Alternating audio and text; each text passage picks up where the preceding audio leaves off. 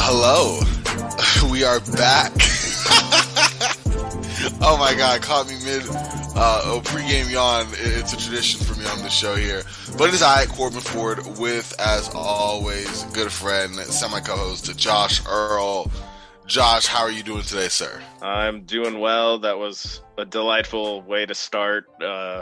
I think you caught it perfectly, though. Like, I don't think it actually came into the recording, but it was funny watching your face adjust mid-yawn. Oh. It was like, oh, we got time. Oh no, we don't. No. But, today we are thrilled to finally be getting into the first of a few of these type of series we'll hopefully be doing. This has been talked about for a minute now. It's really been a scheduling thing on my end, but really happy to get into our, continuation of our GM retrospectives, except we spiced it up a little bit. Before we've done, I think we did one or two at least looking back on an executive moves they made. Isaiah Thomas, and then I think we also did there we go, Joe Dumars. Yep. There we are. Yep. And so that was cool. Just kind of looking back on what we like, we didn't like, kind of giving a beat by beat process transaction type of analysis on that executive's moves, what trends we found, et cetera, et cetera. However, in this one, we're going to be just a little bit different. We've put on our GM thinking caps in addition to our analysis. So we're going to look back on one famed NBA executive, talk about what went well, not much, what didn't go well, a whole lot, and why that was what it was. And then we will attempt to reconstruct some of the decision-making processes for this executive, how we would do things differently, what our thought process would be, and hopefully how we would come up with a different roster. We do have the benefit of hindsight, so that's always a thing there. But you know what? It's still going to be a fun exercise in retrospect, especially since this executive was doing some moves that were off the beaten path even in real time. So, Josh, would you like to give some background information on the one, the only, the David Kahn? Kahn! Yes. So David Kahn was hired by the Timberwolves May 22nd of 2009, and then was in charge of basketball operations through May 3rd of 2013. It's not a long time, which would suggest, like Corbin said, that not a lot went right. The weird thing is I've met this guy twice in person. Interesting vibes. And a lot didn't go well for him. I believe they missed the playoffs the entire time that he was in charge. And he managed to alienate his star player at one point by kind of shortchanging him in negotiations for a rookie scale extension. Also is very well known for taking 2 point guards back to back in the top 6 in the 2009 draft, and neither of those point guards were named Steph Curry. And then he gets a lot of unfair flack in that draft as well, because technically the Timberwolves selected Ty Lawson with the 18th pick, another point guard, and Nick Calathis, a 4th point guard, with their second round pick, the 45th pick. But that's one of those things that fans and media kind of get lost on. The Nuggets made the Ty Lawson pick. It's just Minnesota had to make that selection for them. Same with the Mavs taking Nick Calathis with the 45th pick.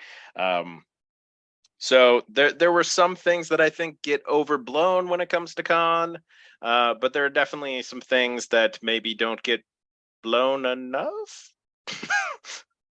Yeah.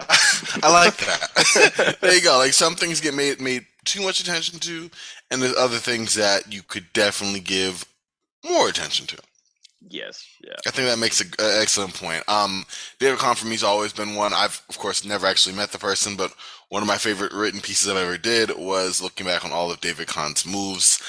Really enjoy that just because it was like, wow, I actually found him an engaging personality from the sense of, wow, how can someone so self-assured and confident to the point of Well said. arrogance, Yeah. make the level of moves that he did that were so actively destructive, questionable at best, destructive at worst. And yeah, it was one of those things that was very interesting to me. So I went back and when I wrote this piece, it was like a 20-minute read if I remember right. 15-minute read. I like was looking back on all of his interviews and everything he was thinking, and I literally went beat by beat on every move. And it was like, wow, like that is insane. Some of the moves he would make, whether that was, like you said, the drafting back-to-back point guards, and not even two of the best. One I'd say was average in that ranking, and one unfortunately fell a little far behind, huh? Yeah. So I just got to throw this out there early on. Johnny Flynn got screwed pretty bad in this whole endeavor. Johnny Flynn, obviously, he didn't pan out, but I don't think he necessarily was a bad player. I think a lot of things contributed to him not having a particularly strong career to start out with. One, he thrived as a pick and roll point guard in college. Mm-hmm. And he comes into a team, and this is the first major problem I think Kahn had. Is Kahn hired Kurt Rambis to be his coach because he wanted somebody to play to run the triangle offense with a primarily young team, and then he drafts a pick and roll point guard who first needs to adjust to being in the league and who is basically playing with the specter of his replacement, who was drafted a pick before him, coming up to the team like in the next season or two. So he's already got like the Reaper's scythe over his head, metaphorically speaking. He's got to adjust to playing on the NBA level, and now a pick and roll point guard is trying to learn how to run the frickin' triangle offense as a rookie. And then on top of it, he suffered a hip injury, I think in his second year or third year. And hip injuries are really difficult to adjust to and recover from and everything. So obviously he didn't have a very good career, but I want to throw it out there, Johnny Flynn. I don't think it was your fault. I think you kind of just had a bunch of extreme speed bumps lined right up at the starting line for you, and it made it hard to like pick up speed in your career. So, shout out to Johnny Flynn. Sorry you got drafted by David Kahn with the 6th pick in 2009 after Ricky Rubio, and then everything that I just said. I like that you went into that though. Like it isn't exactly his fault. In fact, funny thing, Sports Illustrated put out a "Where Are They Now" piece on Johnny Flynn just 2 days ago Oh, from the really? recording. I Yes, they have to did. look that up. Yeah. Yes, so cool they did that. So definitely make sure to check that out, kind of see what he's up to. But yeah, it was unfortunate. I don't mean to bag on Johnny Flynn. I'm not gonna lie. When I first ever was introduced to Johnny Flynn, was playing like NBA 2K11. I was like, oh my God, can this guy hit a jump shot? Like, I was so mad. And looking back on it now, it's not his fault that he was the player he was. A lot of players have shaky jump shots, can penetrate to the rim, undersized, whatever the case may be. That hip injury obviously did some damage, and it's very unfortunate that it did. Mm-hmm. It's just a matter of him being like an Anthony Bennett or Darko Milicic, of being a guy who would have been in the NBA, just not at the draft selection that he was, and therefore the expectations, the Mm-hmm. outsized expectations that were attached to that went onto him. By all accounts, great guy, had the charisma, the leadership, the swagger, all of that. You would definitely have seen a really good piece, late in the lottery, whatever the case may be. But to draft him 6 and say, okay, the franchise is part yours, especially since our next point guard isn't coming over for another year. and we don't have a roster fit to your strengths because we are doing the triangle with Kurt Yeah. Rambis. Yeah, that causes some issues. And it gets magnified when Steph becomes Steph. And even like some of the other players who had strong careers afterwards, who were taken after him, that magnifies like, oh, so not only did you take him after you selected another point guard, but you selected him ahead of Steph Curry, Ty Lawson, Drew Holiday. I think Darren Collison was in that draft class too. Yes, All he of whom was. had pretty good to really good careers. So um, Johnny Flynn kind of hit the jackpot in terms of like bad luck for starting your NBA career. Unfortunately, he did. That is true. As we kind of continue going before we get to our own exercise, any other thoughts by David Kahn, highlights or lowlights you want to kind of bring out here real quick? Obviously, the 2009 draft was the seminal moment. You know, Yes. the one tent pole moment for his career. But any others that come to mind? Yeah. So another one was I forget which draft year it was, but he actually in the second round selected somebody who was actually too old and was ineligible to be selected in the draft. It was like Oh, the Tangway. Infe Tange Ngumbo. Yeah. I forget Yes. which season it So, was, but like, uh-huh. yes. Funny story. This is a deep take, but 2K12, 2K13 had a port for the PSP. Hmm. I'm a portable gamer. I used to play that game all the time. Tengen Gumbo was in it, Okay. and they also apparently that's just. I mean, 2K didn't care that much about Yeah. no love Yeah. lost between me and 2K, but 2K didn't care that much about the roster or whatever. So they put him in the game with the age that David Kahn thought that Nagumbo was at 24 or whatever. So Hmm. I used to play with him almost out of spite. He was really good because he was just like a generic, like really good shooter, had like a good dunk package. And so I'd grab him and be like, yeah, I'm playing with a guy who isn't even eligible for the NBA in this time, but it's okay. So it's funny. That's why I knew it as soon as you said off the top. Yeah, talk about doing your research, both David Kahn and 2K. But back to you, sir. Yes, yeah. And then the other thing that kind of comes to mind isn't even necessarily a bad signing per se, but just a bad outing publicly at the summer league, talking about after they signed Darko Milicic as a free agent, which at the time I actually thought was a solid free agent signing. It's not like they expected him to be great, just a shot blocking rim protector who can help out.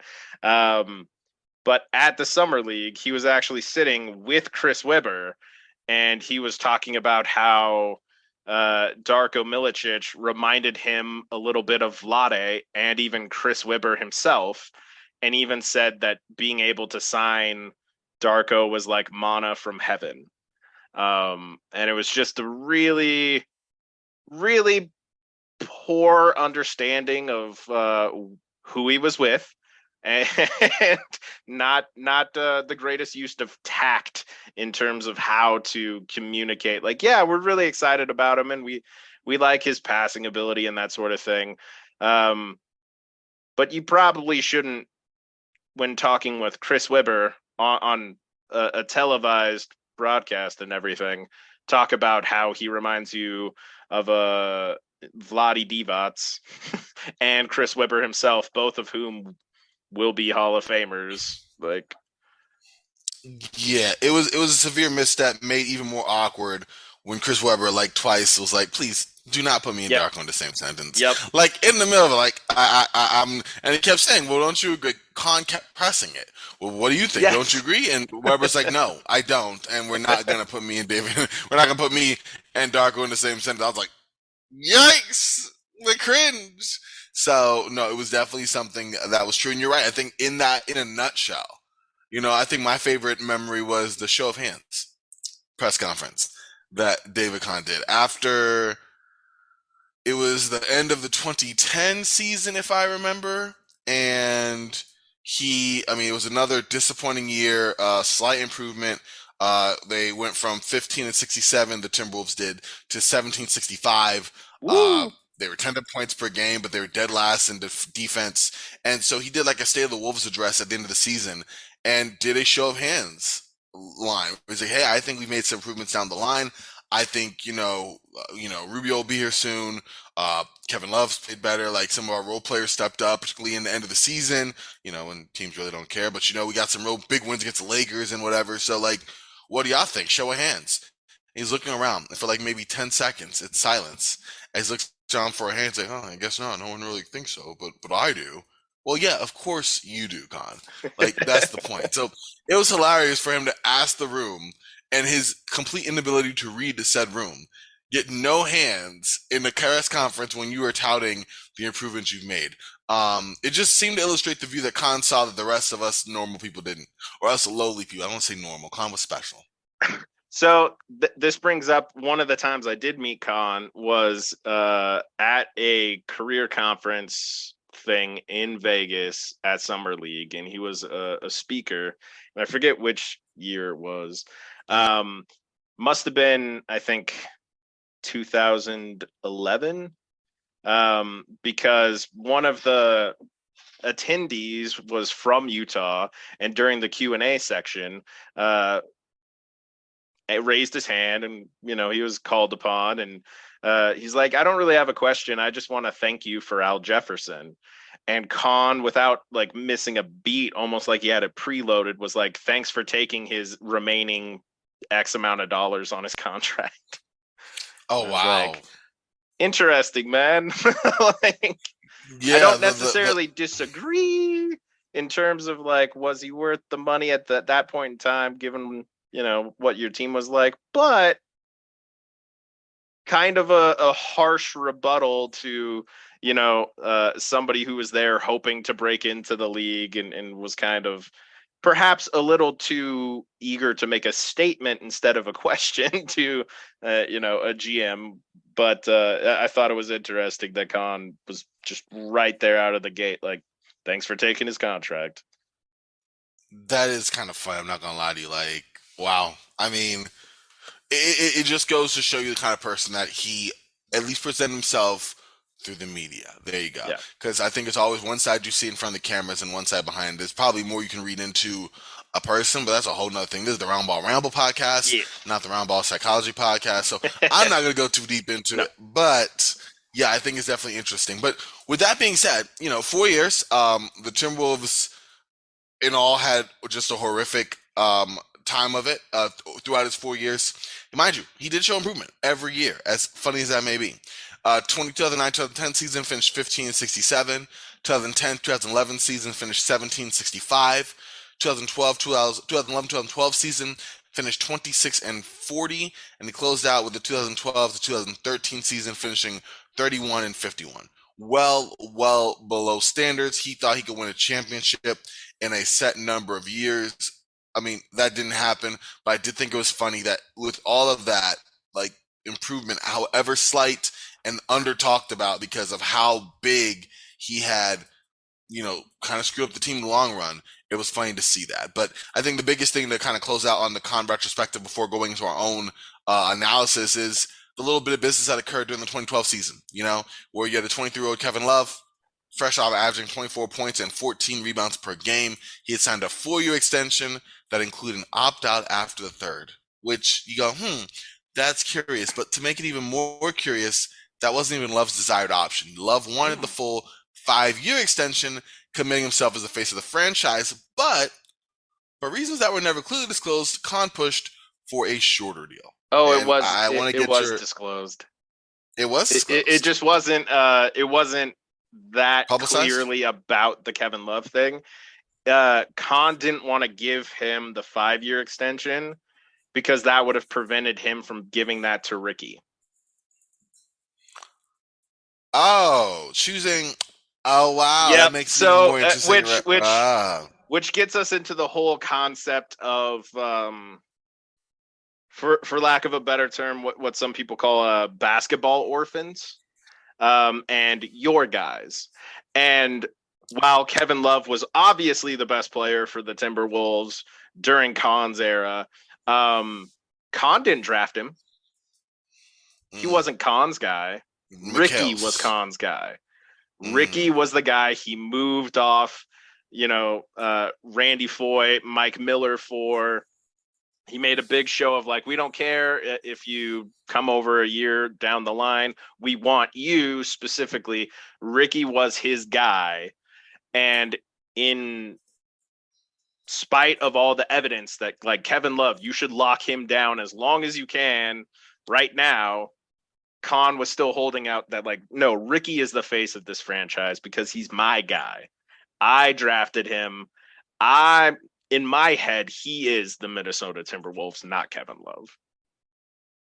Wow. Wow. Well, there you go there. I mean, it makes sense as someone who plays a lot of these GM type games when I have a type, and you want to ride with that guy thick or thin, and if you inherit a guy that as talented as Kevin Love was compared to Rubio, as clearly showing of being the face of the franchise over Rubio. Rubio was always a very good ancillary player. You gave an excellent breakdown. I appreciate that 'cause I was never fully sure, and that makes total sense now. But even then, it just shows how short-sighted it was. And yes, Yes. Love was drafted under Kevin McHale's administration, which is before Kahn's. However, he had already shown himself. Like I said, 24 points and 14 rebounds per game at age 23. Yes. It was That doesn't evident. show the talent exactly. So fun there. And I yeah, do mhm. I do think there's like one other big Kahn retrospective we have to touch upon before we get into how we would approach things, Let's do which it. is the drafting of Derek Williams #2 after they already had Kevin Love and had traded for Michael Beasley. Yes. Okay, we're gonna have a disagreement on this Yeah. philosophically. I know we are, but let's do it. So the problem is at that point in time, Kevin Love and Michael Beasley are your two best players, right? They're getting the bulk of the minutes. So Kevin Love's getting the bulk of the minutes at the 4. Michael Beasley's getting the bulk of the minutes at the 3, and Derek Williams is probably best served playing the 4. And even if you think Derek Williams was one of the best prospects in that draft class, and at the time, I think almost everyone agreed he was definitely one of the best prospects in that draft class, definitely Hmm. worthy of the second pick heading into that draft class. It didn't work out that way, in part because as a rookie coming in, how do you establish your confidence, your role, and your rhythm when you're essentially splitting time with the two like leaders of the team, not only in terms of like profile, but in terms of touches, minutes, production, and everything? How do you kind of put your foot in and like put your foot down, make your stand and like stamp your place on the organization when you are playing minutes behind Kevin Love, minutes behind Michael Beasley, and you can't really like slide Love and Beasley down a slot and then have like a ridiculously horrible defense with Kevin Love, Michael Beasley, and Derek Williams up front. So that was a case of like, I understand the appeal of best player available and stuff, but Hmm. when you look at best player available, you have to clarify it for your team. And given that context, unless you were trading Beasley or Love, there was very low odds that Williams would have reached his potential with the Timberwolves behind Beasley and Love. I mean, yeah.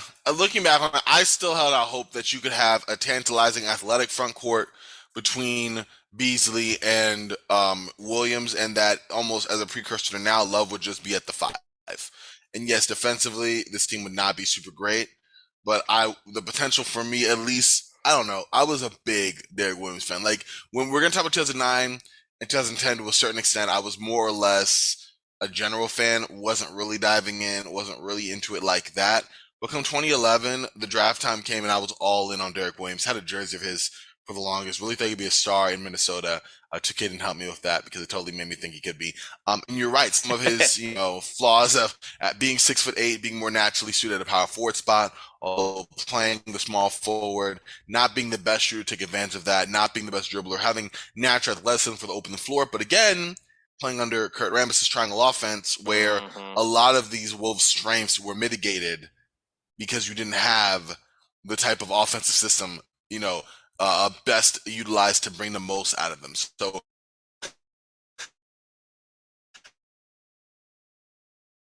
I think that was also a significant factor as well.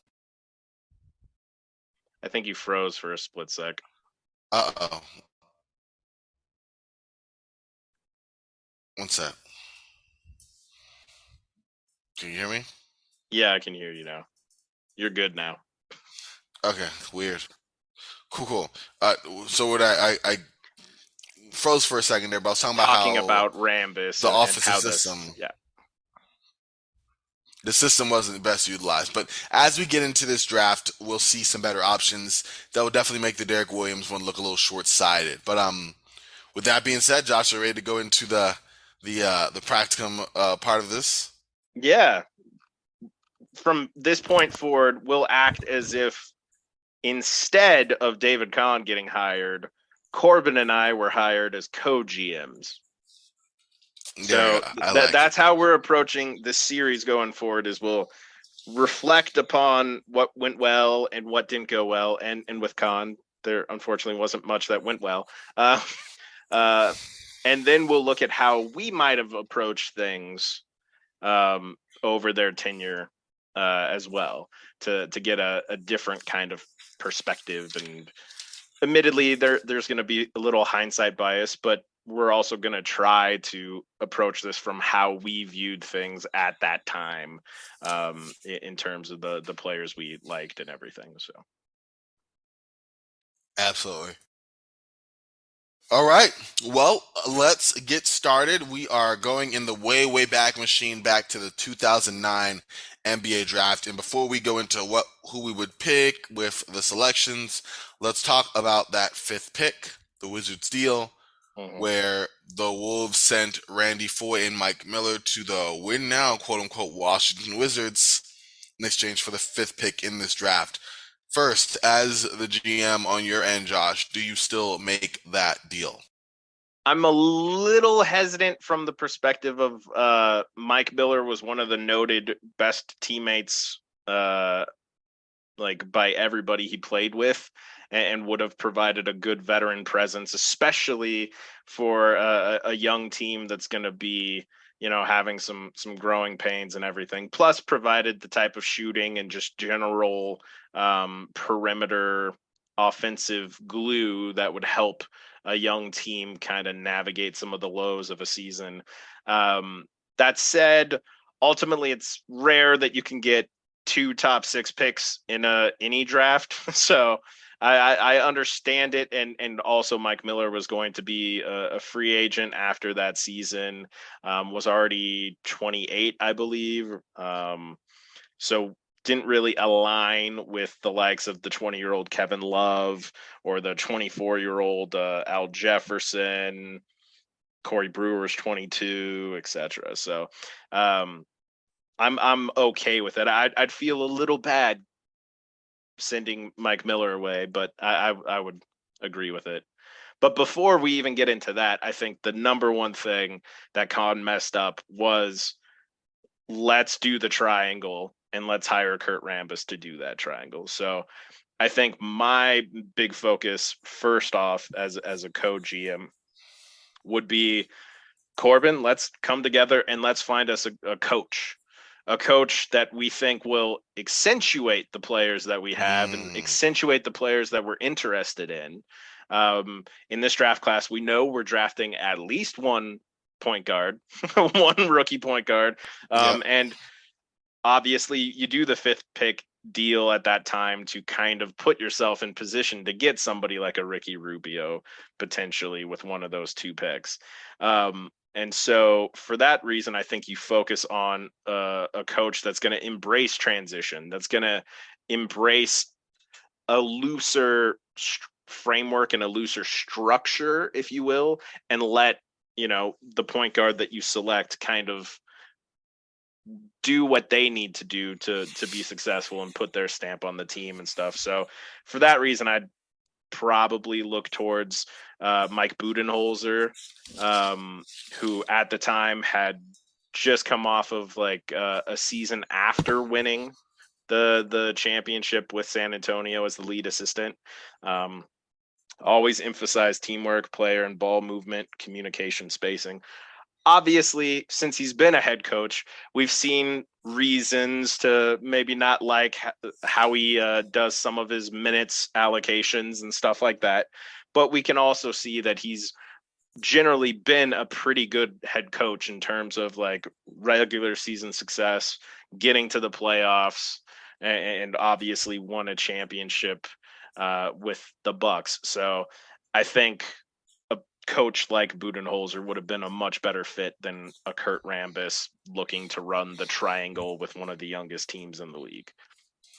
Definitely interesting. I like where you're going with it. Not the biggest Budenholzer fan as from what we see now, That's but back fair. then Yeah.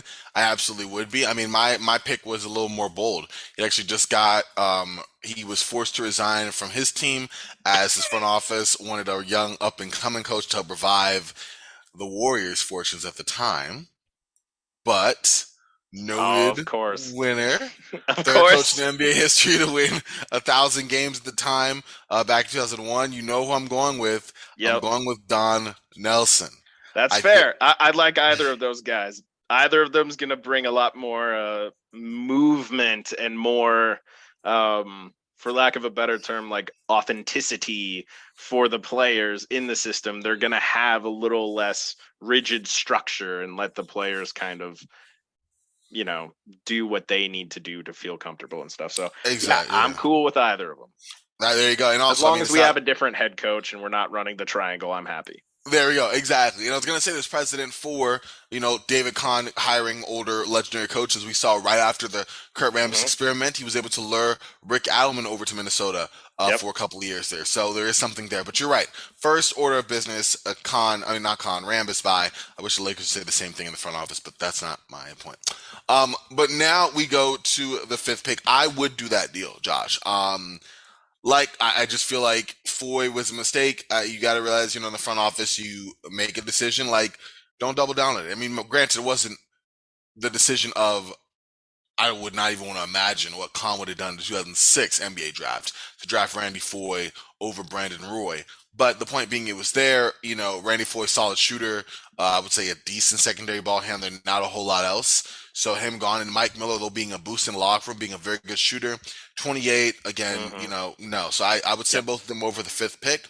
And so with that being said, if we have the fifth pick and the sixth pick, let's first look at the candidates for the fifth pick. And you laid these out pretty nicely, I think, in order. You had Stephen Curry, Drew Holiday, and DeMar DeRozan. I threw in a fourth one. Okay. Although I liked him better for the sixth pick, I wanted him in the picture, and that was a Jeff Teague. Yeah, I'd probably not go with Jeff Teague personally, but No, like not for I the fifth probably pick, but I have wanted. Ricky on this list too. I forgot to put Ricky on the list, but like I I also mhm. wouldn't necessarily be too eager to draft a player who specifically kind of suggested like I don't want to play for you. Which I don't Who? think Ricky Oh, Ricky. I don't think Ricky necessarily went the full like Jean Leon or your guy Stevie franchise on Minnesota, but Ricky also was like, yeah, I think I'm going to play a little bit longer overseas before I come over, and in that context, I'd have to slot him down behind those guys that we talked about, but I would still probably put him ahead of Teague, honestly. Oh, see, that's funny. I looked at Teague's numbers, and like I was already not sold on Ricky in general. Thought Yep. nice, flashy guy, but after that, I was like, no. But looking at Teague's numbers, and like I said, I wrote in my notes, I like him better for the sixth pick than the fifth. Yeah. But I Yeah. want him in the area. I have him ahead of Rubio. I think that I'm looking for That's someone stylistically who actually made an All Star team for one. I mean, that doesn't mean a whole lot, Future but bias, future bias. But yeah. yeah, that is very true. But also, I liked his more aggressive scoring. I think if you look at the numbers between him and Rubio, Yeah, definitely more of a much scorer. better Yeah. of a shooter, and we'll go into him more later. Yeah. But I mean, let's first go with a guy we know will be off the board in the benefit of hindsight, but also he was pretty high even back then. That is Oh one yeah, yeah. Stephen Curry. What are your thoughts on him? Obviously, Well, first off, this draft was really interesting because Steph could have gone as high as two. Everybody mm, in the Memphis front office and the coaching staff wanted Steph at two, but the owner at the time preferred Hasheem Thabit. And then the other interesting thing is that Sam Presti and the Thunder actually had Thabit ahead of Harden on their board. So if Steph had gone two, Thabit probably would have gone three, and then Harden might have been four or five or something like that. So Steph wound up obviously slipping, if you will. But realistically, Steph never should have slipped, and he was highly thought of at the time. People didn't expect him to become a unanimous MVP or to become the greatest shooter of all time, but people definitely liked Steph a great deal. So with the fifth pick, we would have taken Steph Curry.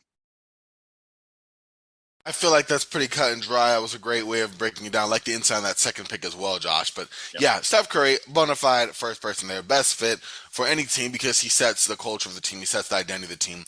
Amazing shooting, great fit with Love if you want to do it that way, or Yes. you want to do a total rebuild, have Curry as a cornerstone. I mean, he's one of the top 10 players in the NBA history. Like, yeah, that happens. So Arguably the most impactful offensive player ever. yeah, I mean, I have like Monte Ellis and a few others there, but right after that, I'm kidding, obviously, Well, but I mean, absolutely, if Monte have it all, then that's by what I'm saying. definition, no one else can have it all. So, I You get mean, logically speaking, your argument yes. makes sense. This is why we work so well together because exactly, Monte have it all, and there it is. There's nothing more to say. I'm not Yeah. going to dignify any more responses. But looking at, let's say, worst case scenario, in Mhm. hindsight 2020, I'm sure others would. Curry's off the board at 5. What are your next kind of tertiary options for Yeah. that fifth pick? Well, Because it then would it gets also interesting. depend on who would slide down, right? If Curry's off the board at five, that means somebody like a Harden or a Tyreek Evans probably slides. I was never really a big Tyreek Evans fan personally. Um, I'd imagine my focus would probably shift to probably somebody like Drew Holiday. Um, I liked him then.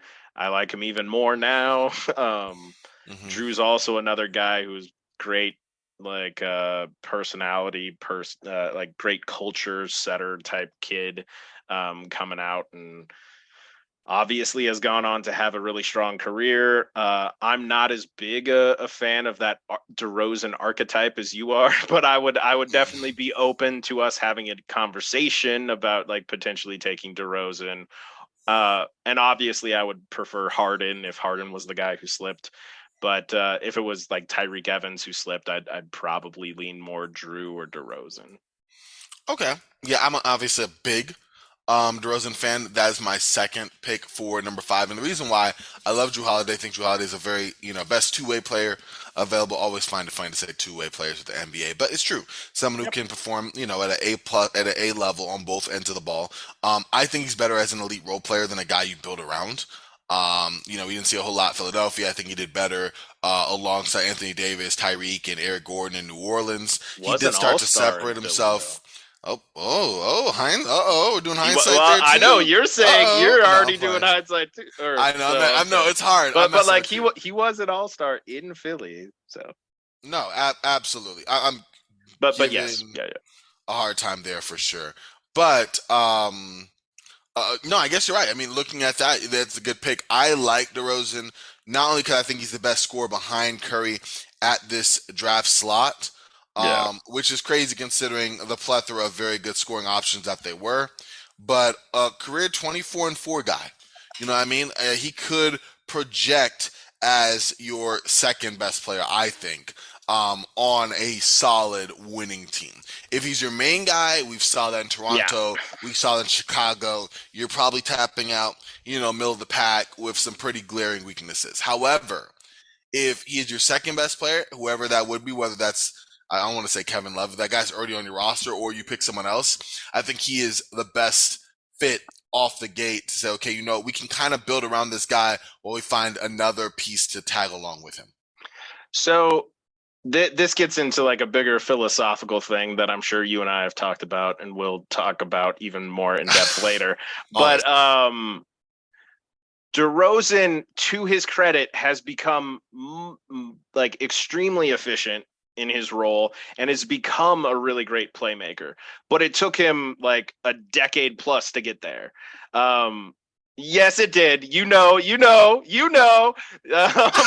I mean, I give him a lot of credit. Like he's come a long way, but like his archetype was more akin to like Jerry Stackhouse, like super athletic guy who puts up shots, but wasn't necessarily taking or targeting highly efficient shots or necessarily helps his teammates get better. He was a scorer who wasn't necessarily like that efficient of a scorer. And personally, I'm not a big fan of building around such a player. That's just my approach.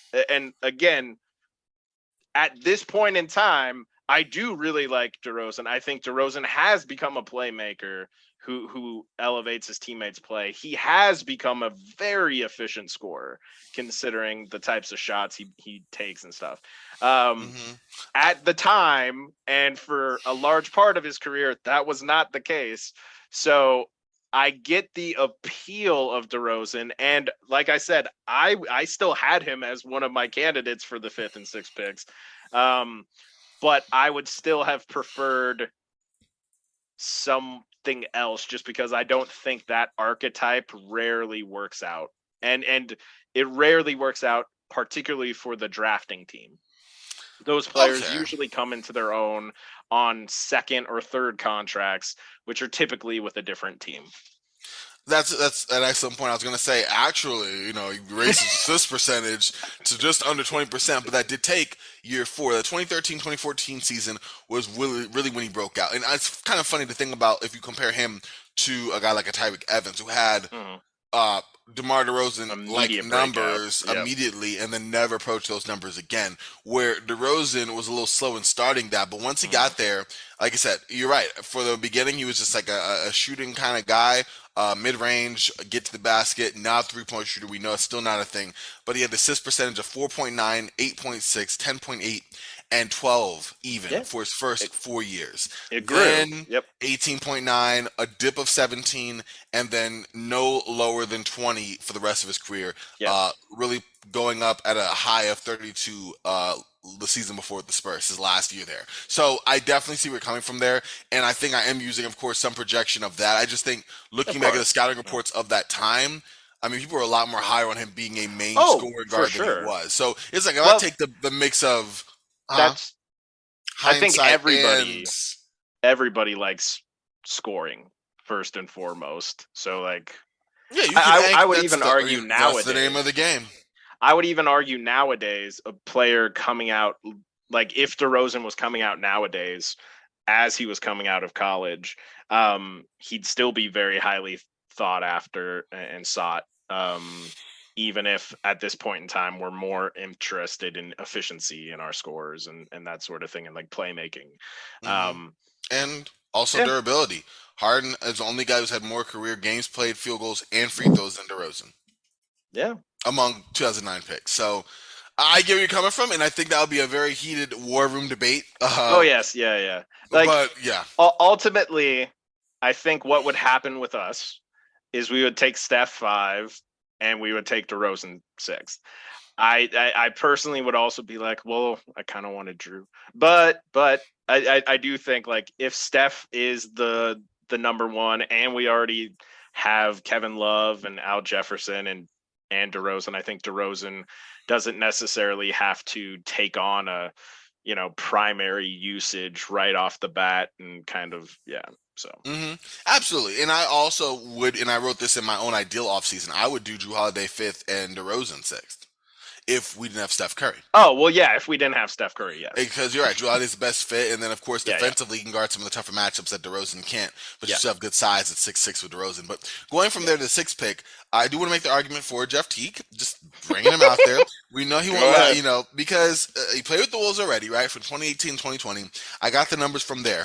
12 points, 6 assists, 36% from three for his career. The Hmm. dude actually averaged 12 points, 6 assists, 36% from three. I looked it up, not a typo. So you know what you're getting from him. Consistent. Uh, exactly. I did put the future All-Star moniker there. Of course, hindsight. I was very tempted to put Darren Collison there, but I think that the Yeah, Darren Collison solid guard did not have Teague was solid, much more flashier numbers yeah. for the first, like, I'd say 8 years of his career than Collison, but then dropped off a cliff when his decline came.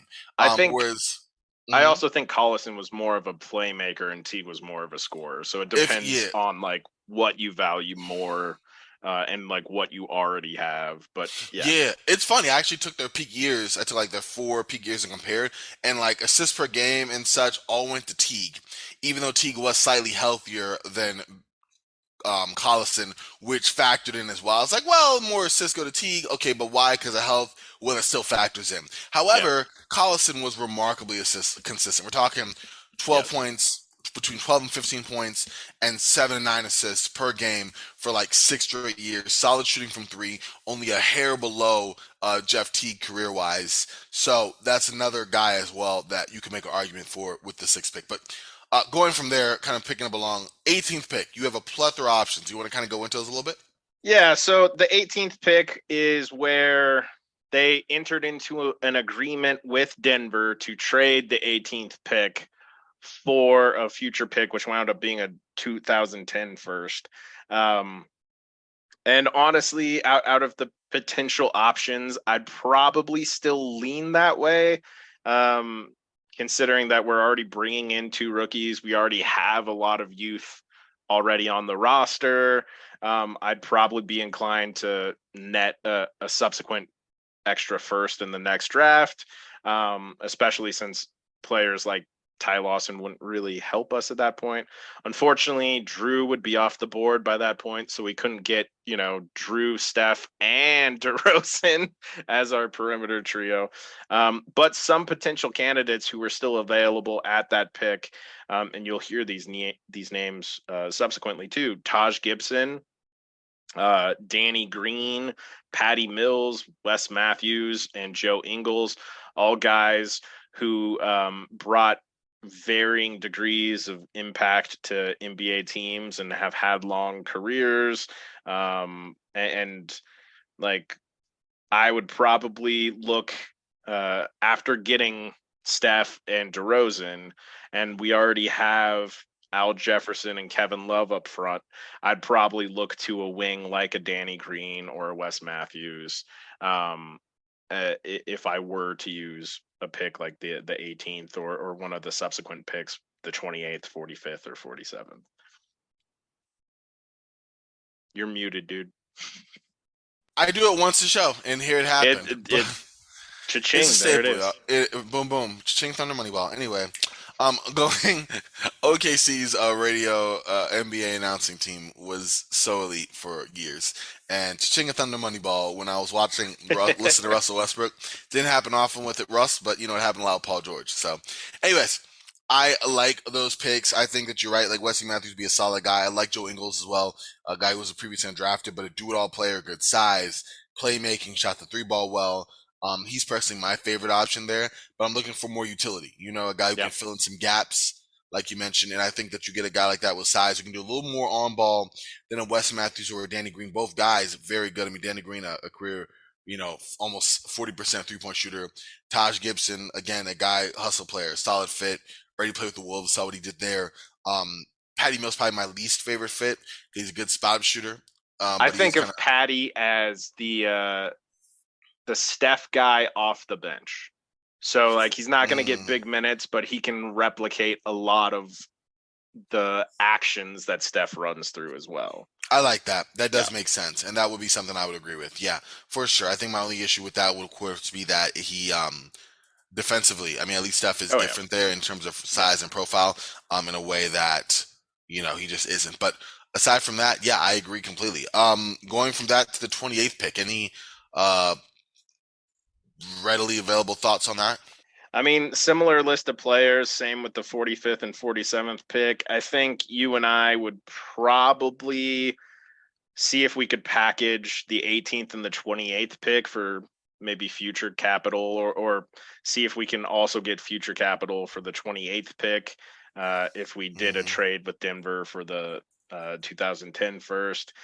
Simply because I believe one of Danny Green, Wes Matthews, Joe Ingles types should be available in the second round. And if they're not there at 45, and we know that Wes Matthews and Joe Ingles were, but if we were unsure, we'd always have the 47th and the 45th pick to trade up to get one of those guys.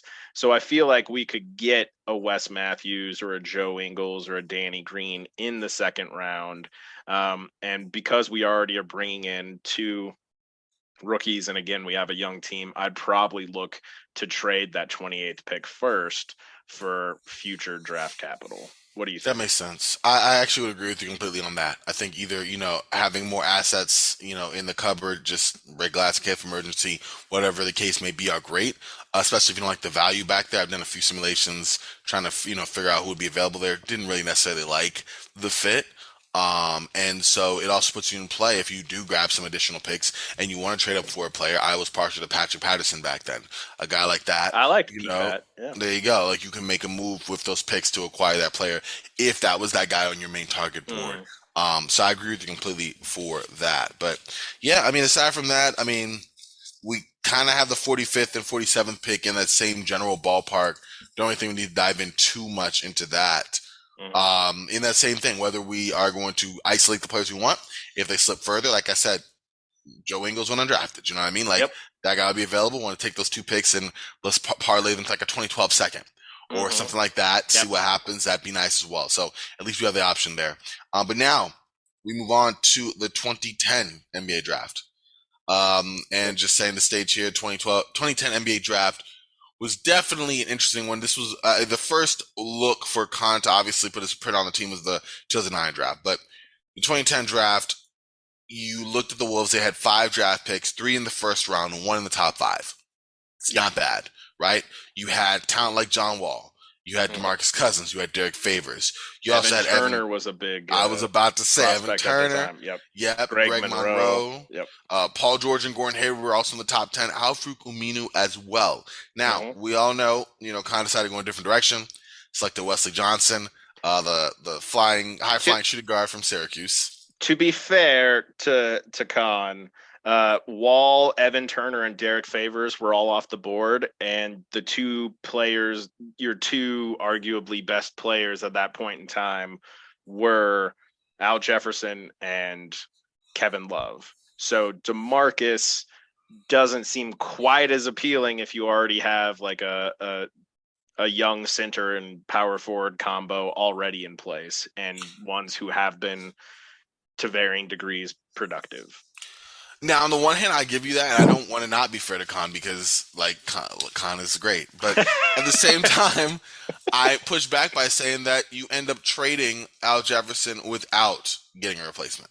So, Oh yeah, like, I agree. if you're gonna say you trade Al Jefferson for Darko, like you clear the way with Al Jefferson in general. If the idea was you're gonna move Jefferson anyway, I Yes, think you which have an he did inside. eventually in the off In season the off before season to 2011. Yeah, yeah. yep, moved him over to Utah. Utah. It Yep. ended up being for Costa Kufis, a 2011 first round pick that became DeMontis Moniunas, and then a 2012 first rounder, which became Terrence Jones. Two, Yep. Decent role players, former Getting Rockets. two first rounders for Al Jefferson, I like, and we'll get into this, but I have the feeling you and I probably have a similar idea, which is we would look to get that future capital for Al Jefferson now, and then Hmm. probably draft DeMarcus at 4. Exactly, Yeah, yeah. and you said it, especially since I do like a potential inside outside fit with both Love and Cousins. Now, Yes. defensively, not at all, but both could. We saw the Cousins came in with the nice mid-range shot, eventually stretched out to three. Kevin Love had Mhm. already done the same thing. By this point, the transformation was already there. Both could illumine the post. It'd be fire. Going back to Both Johnson, really listen, good passers too. and that Yep. yes, depth passes for their Which position. we in this context we have Steph Curry, we have DeRozan Yeah. having two additional like plus passers in the front court would further enable players like Steph and DeRozan to get easier shots. 100%. And yeah, imagine just the boards that would be gobbled up. Like it would be something nasty. So I agree with See, you I knew there. you'd make DeRozan's early field goal percentage stuff a positive. You knew I would. You knew I would. It's hard to spin it, man. But listen, as far as Johnson, he averaged 16 points per game on 50% shooting, shot 41% from three, really came in with the pedigree of being a great shooter. Just that's what he was kind of billed as. However, the knocks on him even back then, he was already 23, which on the Yep. developmental curve, he was who he was. And as we saw through his career, he was who he was. He also had very shaky ball handling and passing skills, which remained that way throughout the duration of his career.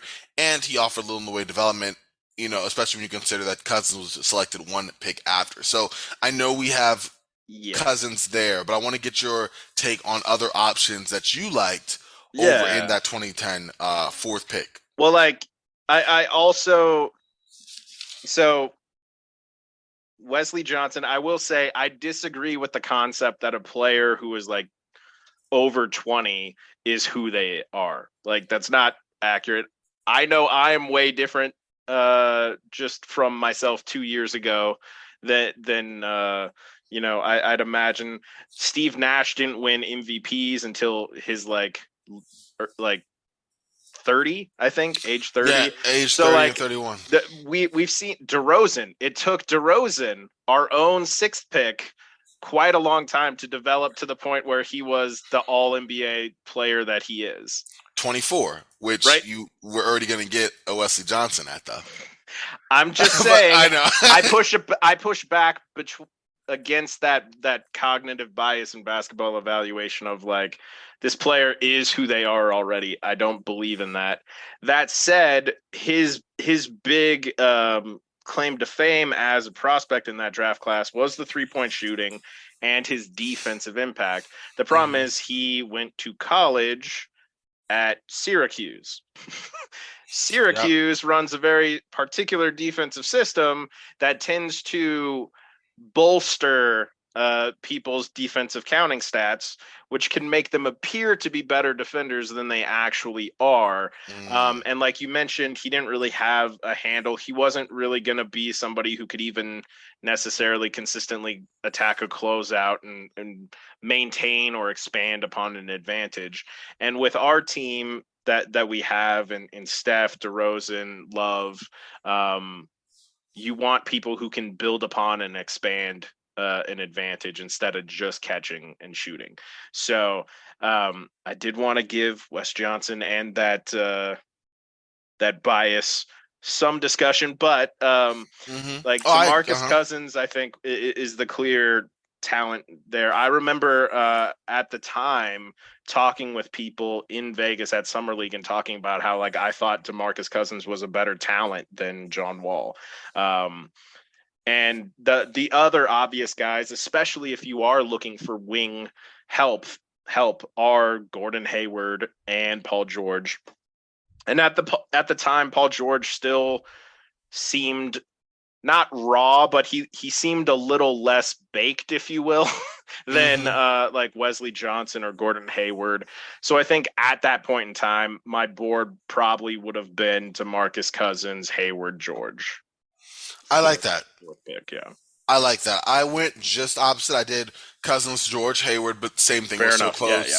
So close, you really couldn't kind of cut it. And also, I have to agree with you on that, especially when you talked about age and how that isn't exactly the accurate line of demarcation for a prospect. I found myself debating that when it came to Chris Duarte a few drafts ago. Yeah, exactly. In terms of how I look at him. So in this case, I meant that was a concern going in, one that ended up being confirmed by his it did happen. case. It did happen with him. That is Yeah, true.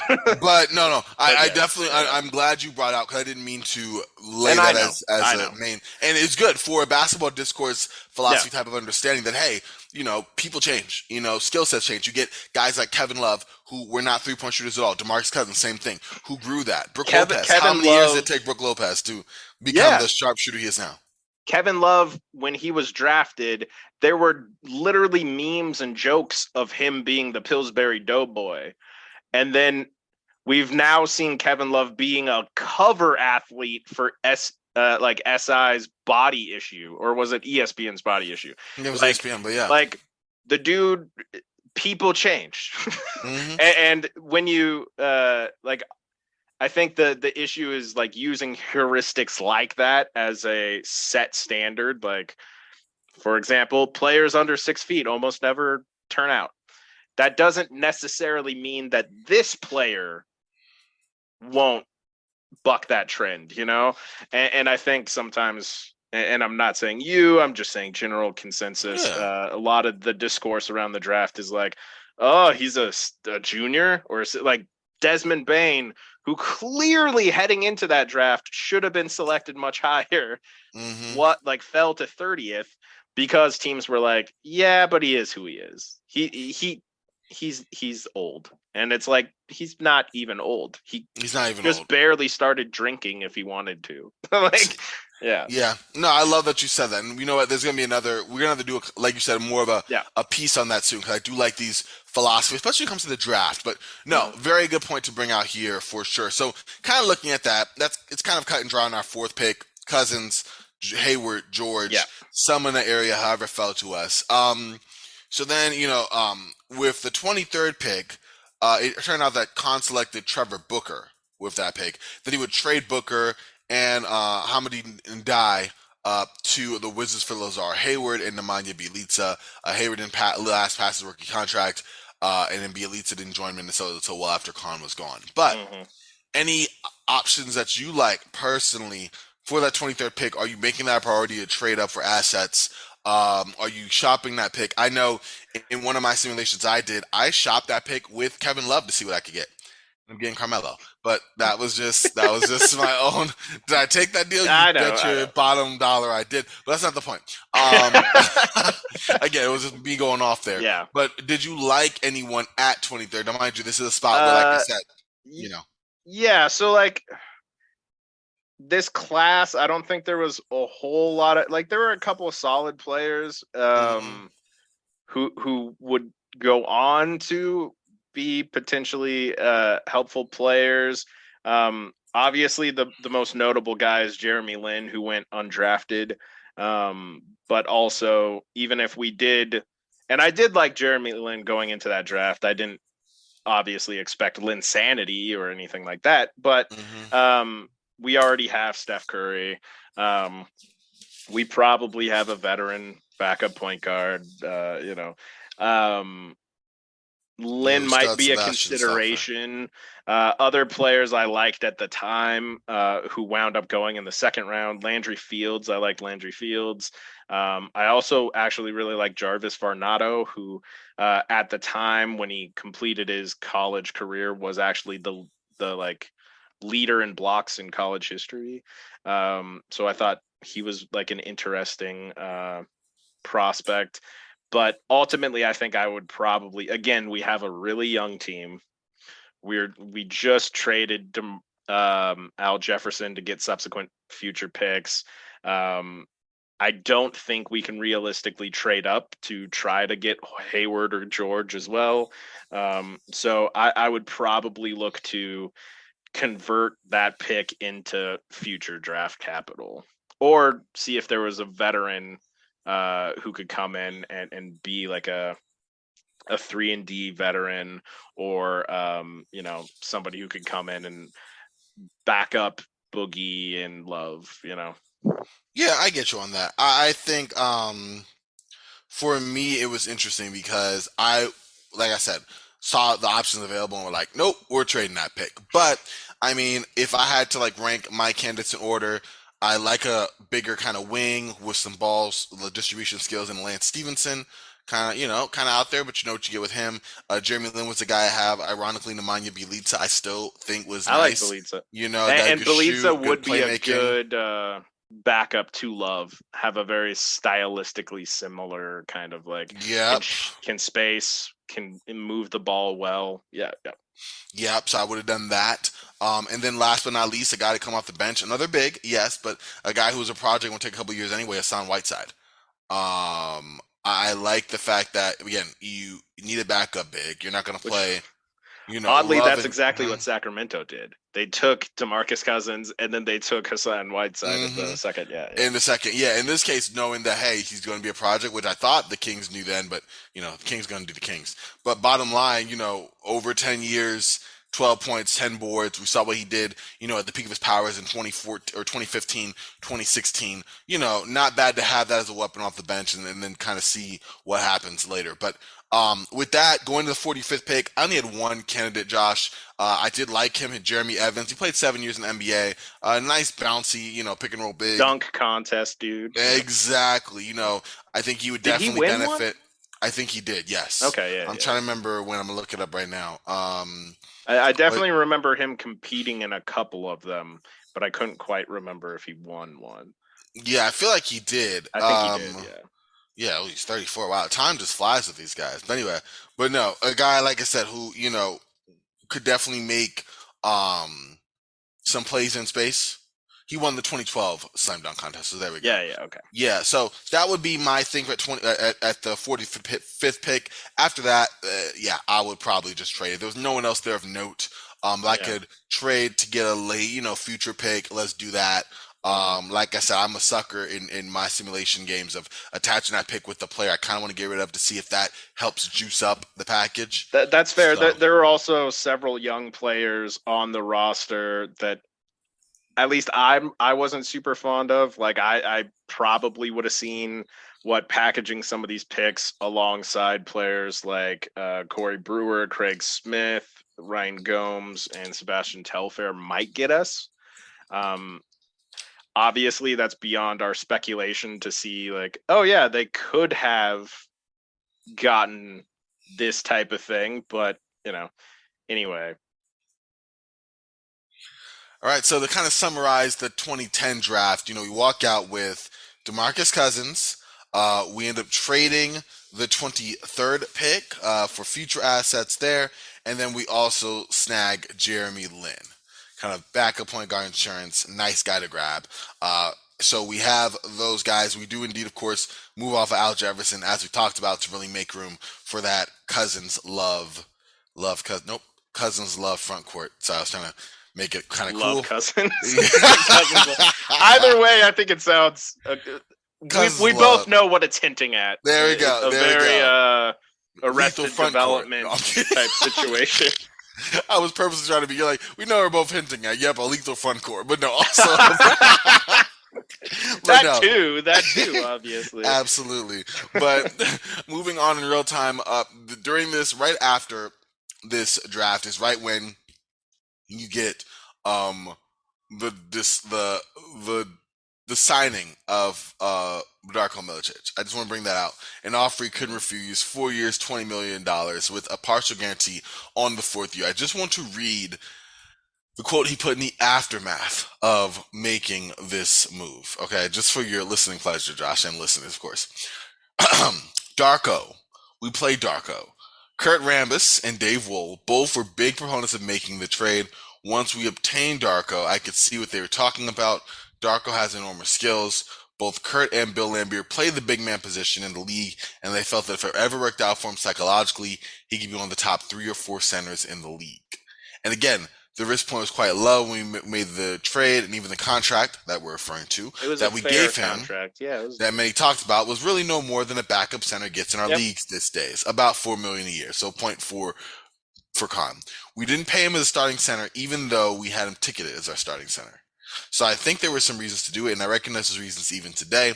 One of the things I wish we'd done a better job of there was, I only learned after he left, I think there's some family pressures. He had so many visitors, so many family members there at times. There's a lot of pressure and stress in his life that maybe would have helped him to overcome. Now, granted, in the future, Darko has spoken out about, some of the oversized expectations and the mental toll it took on him. It's very serious, something very important, and how he tried to channel that through kickboxing and other things, and it was really cool for him to do that. And I'm glad he's able to find peace, outside of the NBA and still be financially compensated for his career. That's great. With that being said, I think some of what Kahn was saying, top 3 to 4 centers in the league.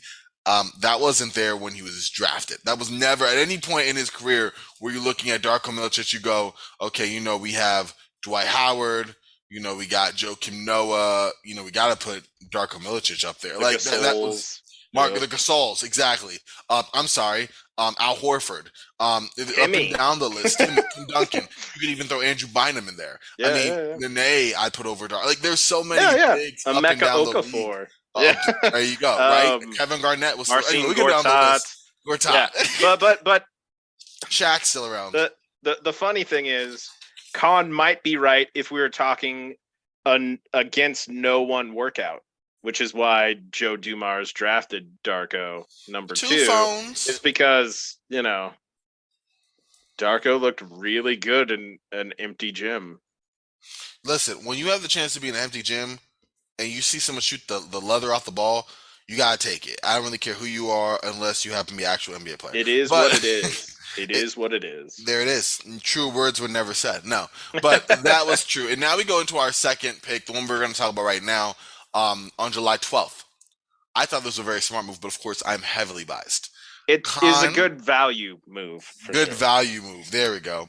Kahn sent a 2012 second round pick that later became Bojan Bogdanovic, as well as a 2014 second rounder that became Markel Brown, along with cash to Miami in exchange for the talented but inconsistent Michael Beasley. And little background, we have to remember Beasley, former second round overall pick out of Kansas in 2008, had an amazing college career up to this point in the trade, and I guess you could say afterward, had been rather underwhelming in the NBA. He struggled particularly to be a second option Dwayne Wade. Even so, he had come off a season averaging 17.9 points per game and 7.7 rebounds. And if you're wondering why a guy like Beasley, who just short of a double-double at age 21, is being moved like that, the Heat had just acquired both LeBron James and Chris Bosh, and they're in the process of shedding salary to kind of make that happen. Had they already, or was Beasley moving the precursor? They were in the process of that. Okay, yes. yeah. Beasley, I feel like it was one of those shady areas where they Beasley had to go to make that. It. Yeah, exactly. I almost feel like they brought him first, and then but the point they got him out. Exactly. Yes, yeah. And so Kahn, you get the opportunity to grab a young prospect in Beasley at a low price point when you're operating only just under salary cap. Only 21, 22 at the time. Yeah, 21 at the time. Yeah. Right. Yeah, and the interesting thing about Beasley to me is he falls prey to the same situation that happened to Carmelo and happened to players like Joe Alexander and a couple others, which I call I call the college 4 to NBA 3 problem, which is and obviously it works perfectly fine for Melo because Melo is one of the most skilled scorers we've seen in terms of breadth of how he can score. But Melo also was a much better rebounder and defender in college, right? Well, you switch a college 4 to an NBA 3, and one, you're shifting them further out to the perimeter. So when they initiate their offense in college against college 4s, mind you, they have that quickness advantage. They have the handle advantage. When you shift it to the NBA and going against wing defenders, that quickness and that handle advantage shortens a little. On top of it, they're starting their actions further out.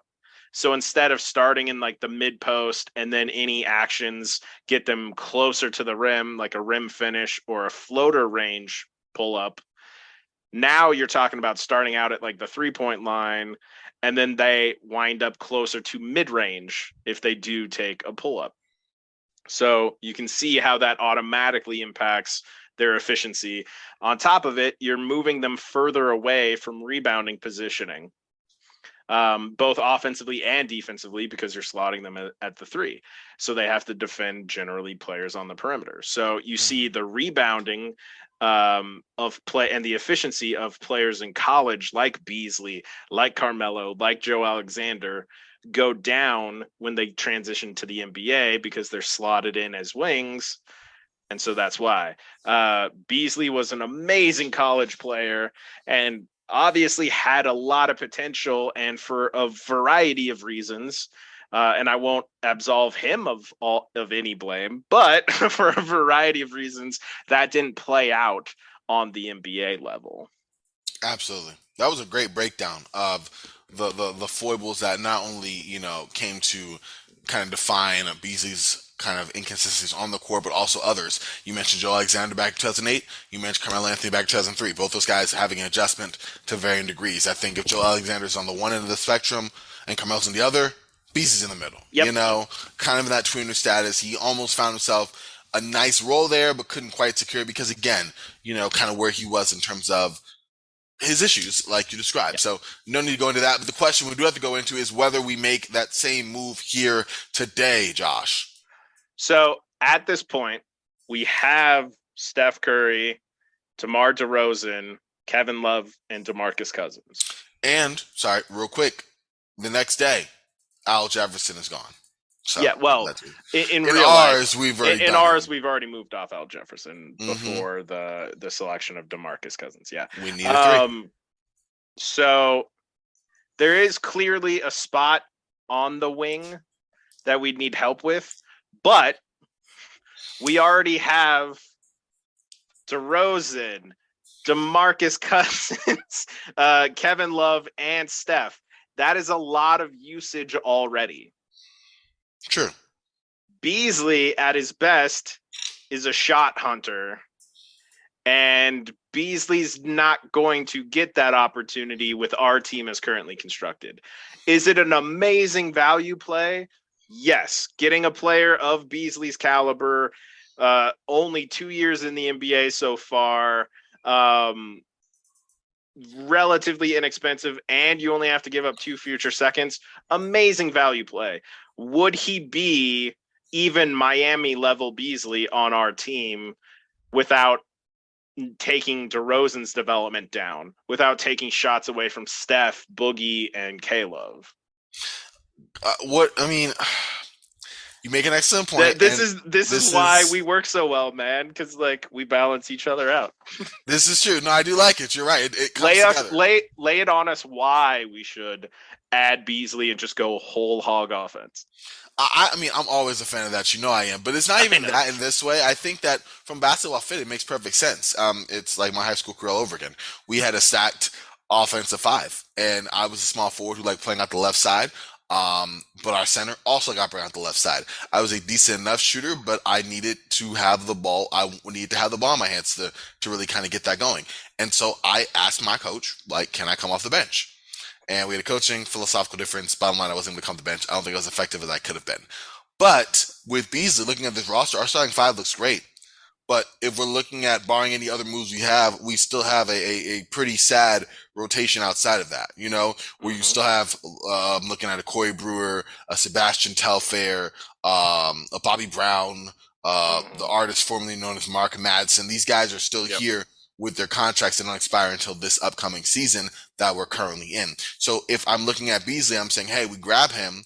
He plays the three, but we take him out early. Let's say we bring in Rodney Carney or Rashad McCants or something, Corey Brewer.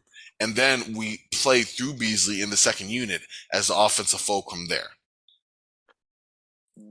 So throwing this out there as co-GMs discussing Miami, we've had the talks with Miami. Mm-hmm. Do you believe Beasley 2 years into his NBA career, off of a fantastic college season, do you think Beasley could be talked into essentially being our sixth man? I think given where Beasley was in his career, mind you, he had a very good statistical numbers kind of season, but part of the reason he was even in play, he was still trying to figure out his role as a B-star to Dwayne Wade. I mean, if you look at the numbers that he had in Miami there, while, yes, certainly solid, you could tell that he had several games, he had his sweet spot in scoring. He had 21 games where he's between 20 and 29 points. He had 38 games where he's between 10 and 19 points. That doesn't exactly scream, 20% usage in that way. You know what I mean? That screams more of a guy who you're trying to find your footing. Only Six man. one game, exactly, only one game did he score over 30 points. And he had 9 games where he had 18 games rather, where he's between 0 and 9 points a game. So you're looking at a guy who is really tapping out between 10 and 18 points, which is great. But it's not consistent in that way just yet. He's not the super scorer that he would become in the NBA. We saw his smooth game in college. We're in that adjustment period now. I think we can sell a guy on, hey, you're going to get your shots and your time to kind of cave the offense around you in our newfound offensive attack, where when you come off the bench, you're going to spell Kevin Love, or DeMarcus Cousins slides up to the 4, go a little smaller, bring in another shooter off the bench, Curry, Beasley pick and rolls. I don't know, like something like that, where he's more of a play finisher and not the guy that you dump the ball down to create your own offense, because Miami thought that was the case and that was not. I do like the idea. It comes down to, would Beasley accept being our sixth man? Because that's going to be the cleanest role for him.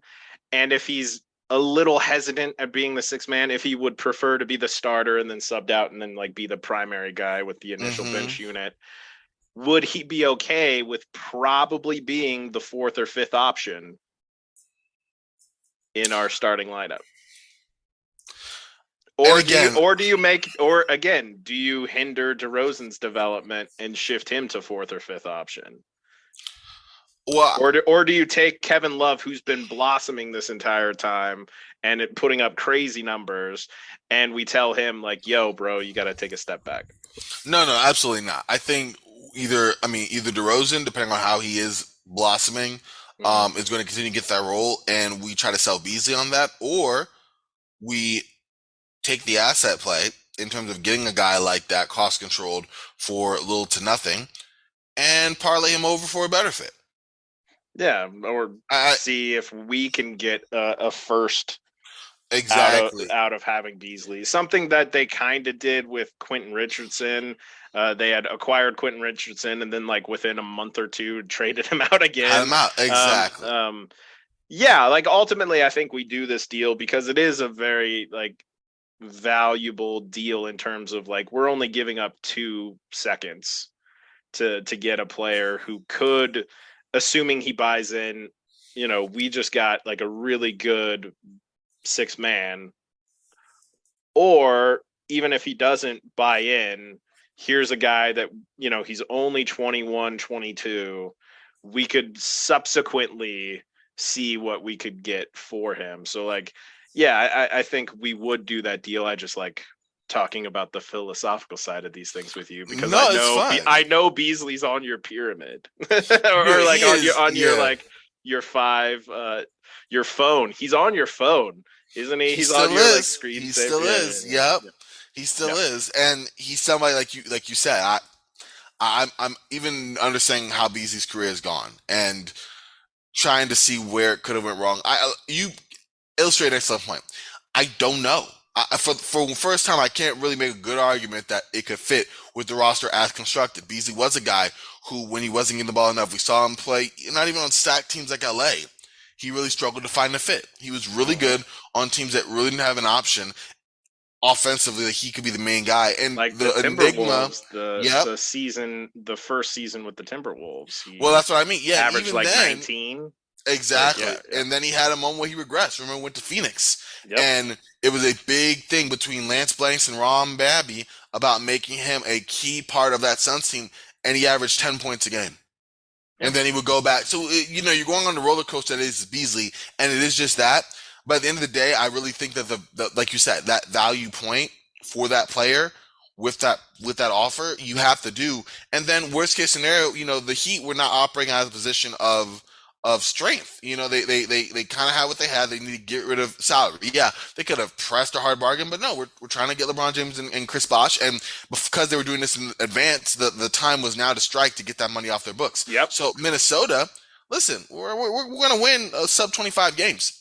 We got a young, talented guy who could juice it all up. Maybe we win more with the roster we're constructing. But at the end of the day, you know, we have this guy. He's good. We're going to get a first for him. He's only 21. Sell again. Maybe I'm looking at Phoenix. Some is your building block as you transition from a post Steve Nash future. You know, a post Steve Nash landscape. I don't know. You try to make a play, and worst case scenario, get something back more significant in return. But Yeah. that was a nice discussion. I'm glad. I love that we're able to do these like little nuggets because I really think it's interesting to like flex that part of the brain. Yep. But going in, so the Wolves in general, 2011, they were part of the Carmelo Anthony trade. Nothing really a whole lot to report there. They traded Corey Brewer and Costa Kufis, I think they got uh, and they got back, Anthony Randolph, yep, right? And and Eddie Eddie Curry. Curry in Yeah. cash, and then Curry was almost immediately buy. Yeah, So yeah. that happened. I actually liked Anthony Randolph on the Wolves. I thought he had like a Jaden McDaniels Anthony type thing Randolph for me. was interesting. He was very much one of those like tantalizing prospects that everyone can kind of project. He was the Mary Sue. Everyone likes to talk about like Bella and Twilight, which those Mm-hmm. books suck. Never read them. I've never read them, but I had a friend's girlfriend explain it to me. I was like, what in the? But anyway, like Anthony Randolph was like one of those blank slates that like people could project onto him what like, oh man, with his physical skills and his size and his length, like, oh, all the possibilities. And of course, like it never really panned out hmm the way that most people felt. I feel like the Wolves are doing that right now with Jaden McDaniels. It's possible, yeah. Like I like Jaden McDaniels. I'm not saying that he isn't, but oh my gosh, like he could be the next, this guy. I mean, to a lesser extent of And he like could be. It's and he could possible. same way But that same way yes. that he could have been. Except Mhm. we know now that Randolph wasn't. But Yes. that pre-hype, look at the physical Mhm. profile, look at the skill set that can still be explored, a little bit of Mhm. outside shooting, a little bit of vertical athleticism, a little bit of this, a little bit of that. I agree with you completely.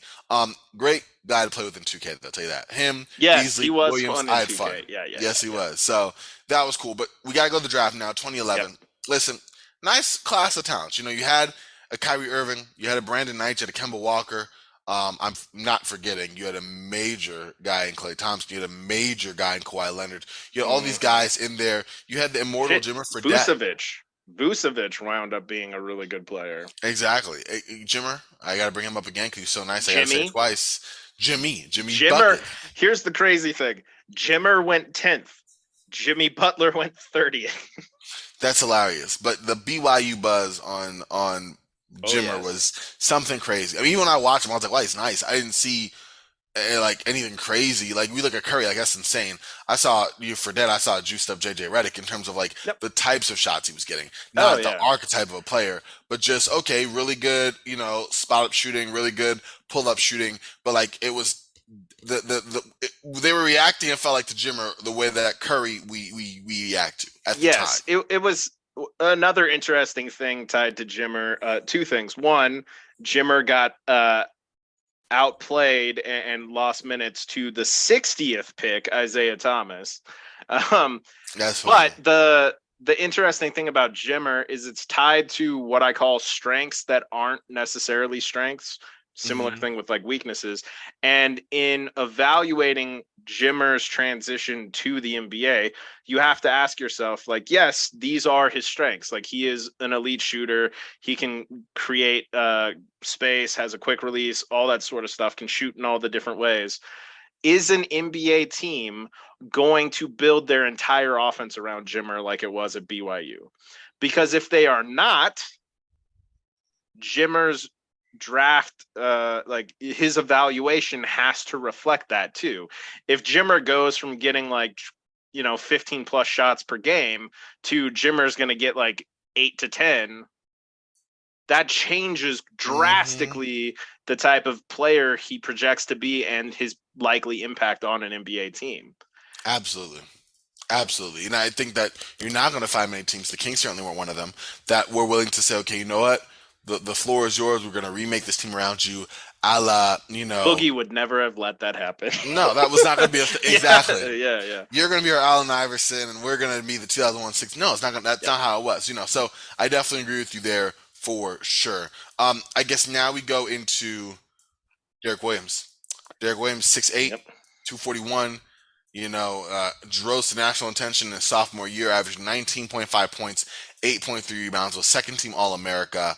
And Kahn was enamored with him, very much like I was. Kahn thought that the fit could work. Add more youth, add more athleticism. Why not? Kevin Love at power forward, okay. Michael B a small forward, all right. And we'll add Williams there too. Unfortunately, what could go wrong, right? Williams more comfortable playing power forward, was kind of miscast at the three with his specific skill set. Wasn't that good enough a shooter to be a three. Undersized 6'8" to fully play the four. Wasn't made the most use of his athleticism at the three and was too undersized to do it at the four. Couldn't play the five at all. With the skill set that he had. Maybe nowadays you spin it into a weird kind of five role. He wasn't the best defensively at all either. So that's also an issue. Joining another front court core of players who are not the best defensively. So you have all that. And we know that Williams only go on to average 10 points and 5 boards in his 3 seasons with Minnesota. So I want to get your thoughts on Williams, and then we will kind of go and look at who we will actually draft a second round pick, So second overall pick. I also really thought he was a really interesting and high quality prospect heading into that draft class. He shot like an insane 56.8% from three in his sophomore season. The problem is he shot a total of 93s in his college career. So yes, he hit them at an insane rate in his sophomore year. Super athletic, all that sort of stuff. But Big butt. Is that more a case of like, this is legit, he is going to be an elite level 3-point shooter on the NBA level, or is this like boosted by randomness and that sort of thing? And then on top of it, you already kind of alluded to this. Kevin Love's your 4. Beasley's your 3. What is Williams supposed to do if he's not going to get a lot of looks at the 3 or the 4? Do you slide Beasley up to the 2? And then have Williams at the 3, which, again, defensively, that's going to be a terror show for your team, not the opponents. And then, Beasley at the 2 just unlocks even more of the, like, I don't want to say selfishness, but that type of like, oh, okay, I have the green light. I'm the 2. I've kind of the green light to shoot even more than I did at the 3. And Williams also suffers from the college 4 to NBA 3 transition of everything we talked about before. Has the athleticism advantage, has the quickness advantage, has a handle advantage against college 4s. Put him on the NBA, shift him to the 3, and all of a sudden he's going against defenders who make you need a lot tighter handle, even more quickness, a little more shiftiness to your game. And I think if you have Kevin Love and you have Michael Beasley, and admittedly, we're in a different context where ideally we have Beasley as our 6th man, or we've moved him for a first or something. Williams still remains an intriguing candidate, but we know we have Love locked in at the 4. And if we do have Beasley, we have Beasley soaking up minutes at the 4 behind Love and soaking up some minutes at the 3 too. Do the odds of Derek Williams reaching his potential heights, do they make sense for this Timberwolves team where, again, even if he comes in and we make him the starter at the 3, we have defensive issues. He's still probably going to be the 4th or 5th option at best on offense. Like, does Derek Williams become Arizona Derek Williams on the NBA level with the Minnesota Timberwolves context? I think if he's somebody that really, again, of all the guys we've talked about in the David Kahn era, like, depending on where he is slotted draft wise and fit wise with the expectations put on him, he could have been a offensively talented small ball 4. Yeah. Or offensive talented small ball 5 Yes. in today's NBA. Yes. But even if he's on another team, maybe they find a role for him like that. I mean, he didn't come that far out before the Steph Curry switch everything small ball revolution that happened in 2015. So all we need to do is have him on a team where he would find that role sooner. Let's say late in the first or whatever the case may be. And I think that you're right. Like his success swings heavily on that because you look at him as a savior or something at number two, you're going to be just horribly disappointed. Look at someone who has like a nice kind of scoring package off the bench, run the wing, shoot some threes, play some defense, fill some gaps. Then you have something different. Now, maybe his defense struggles are still too much. Maybe he's not enough of a shooter to justify him playing on the perimeter, and he just doesn't have the bag inside to be that guy. It's possible that he still flames out as a tweener that just didn't have it where he needed it. But you're in a much better position if you do it that way, and I agree with you there. I just think, I thought he was definitely worthy of going number two back then. I remember being very invested in Derek Williams. It kind of was the consensus back then. Hindsight being 2020, though, no. Like, he definitely would not be going second overall in anyone's draft unless, you're just trying to do it again. But I do think that you do have a case for him, maybe in that 20th pick, Yeah.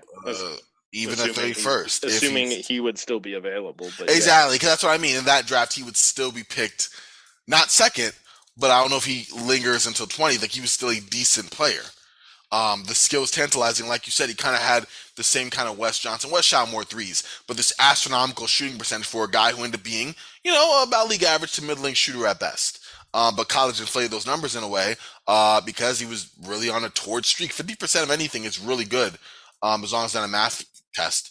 And, just for him to do that, like, really solid. But yeah, I guess looking at that, and I'm glad we gave Derek Williams some time there for sure. Yes, yeah. You look at this 2011 draft class, assuming number one, Kawhi comes off the board easy, which it's there. Kyrie's still nice. I think Kawhi goes off easy though. You have, let's say Kawhi's gone, you have Klay Thompson, you have Kyrie Irving, Jimmy Butler, even scrolling down. Those are the three for me. I think after that, it's a next step down for sure. But out of those three, how do you have your ranking ordered? Yeah, so given the context of we have Steph Curry, DeMar DeRozan, Kevin Love, DeMarcus Cousins, and presumably Michael Beasley as kind of our core at the moment, Kyrie doesn't make sense even if he's on the board for us. Like Kyrie and Steph, that's not Kyrie, Steph, DeRozan, Love is not going to work defensively whatsoever. Like, no, but think of the offense. Dude, do you want to go the what was it? Was it Westfall who had the Nuggets playing like at the fastest pace, but they were also giving up like 120 points a game or something like that? I got Don Nelson as my coach. That's exactly the way I want to go. But of course you would say yes to this. No, I think it's obvious. Like, and again, who takes a step back? Who shifts from third option to fourth option? Who shifts from fourth to fifth, etc. Like we already have a lot of mouths to feed. Kyrie wouldn't make a whole lot of sense. And honestly, like for the reasons we enumerated earlier, like Derek Williams doesn't really make sense for us because he's not going to be Arizona Derek Williams for our team. So to me, the obvious guys, and I love Klay Thompson. I adore Klay Thompson, and I'm sounding like Stephen A. Smith. Like he is a close personal friend. The obvious two are Kawhi and Jimmy. Even at that point in time, they were known as like high level defensive prospects, and our biggest hole with our current core is defense. And both Jimmy and Kawhi, obviously we've known what they've grown into. That's future bias and everything. We know what they're capable of. But at the moment, we need somebody who's willing to accept a fourth or fifth option on offense too, and still bring outsized impact to our team. And the likeliest candidates are going to be Kawhi, Jimmy, and Klay. Sure. Tanguy and Gumbo too. No, I'm playing. Yes, that goes without saying. But you can't take him. You can't take him second because you can't take him in the draft.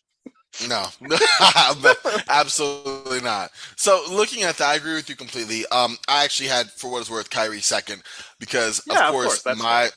yeah, just talent wise, I'm like, yo, Yeah, listen, and I get it it. would never work, Like, but yes, yeah, exactly. It's one of those. It would only work in games, but it would yeah. be so nice, at least offensively. But that's not the point. Going Hmm. to what we're talking about here on what makes sense on building a roster, it comes down to me between Klay Thompson and Jimmy Butler. And to be honest, it's not really much of a decision because up until Klay Thompson's unfortunate injuries over the last 2 years, Klay Thompson's more durable. Klay Thompson's a better fit. Klay Thompson came in already with the pedigree of being one of the best shooters in the draft. And I mean, obviously one of the best shooters in NBA history now. So there's a thing there. And Jimmy Butler, I mean, as much as he has improved and has this uncanny knack for raising the level of play in the playoffs and games where needed most, he's also gonna miss at minimum 15, 20 games. He's only played 70 games in a season twice in his NBA career. Once with the Bulls, and I want to say, I think both are with the Bulls. Yeah. I Also, think both are with the Bulls. just throwing this out there, we know Boogie's kind of personality. How stable is our team if we have Boogie and Jimmy's personalities? That is true. Like, That is true. and if like knowing like Steph, it probably takes precedent over both of those guys, at least at the beginning. Kevin Love probably takes precedent over both of those guys, at least at the beginning. Are Jimmy Butler and Boogie, given everything we know about them, not gonna have some issues being like third options at best? I think eventually they might be. Eventually, yes. Yeah, Remember, yeah. I mean, Jimmy Butler coming in originally didn't even come to Yes, his own agreed. until about 2014, Yeah, yeah. 2015.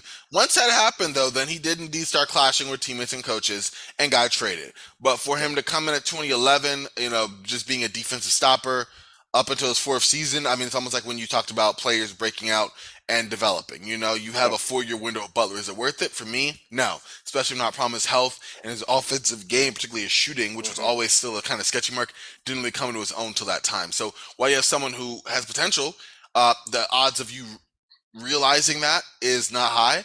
Whereas if I get someone like Klay Thompson, who not only is a very good shooter, a very solid defender, but also the lack of reliance on athleticism, yeah, I'm gonna take that guy. I think he can play the two. I think he can swing up to the three in the system here.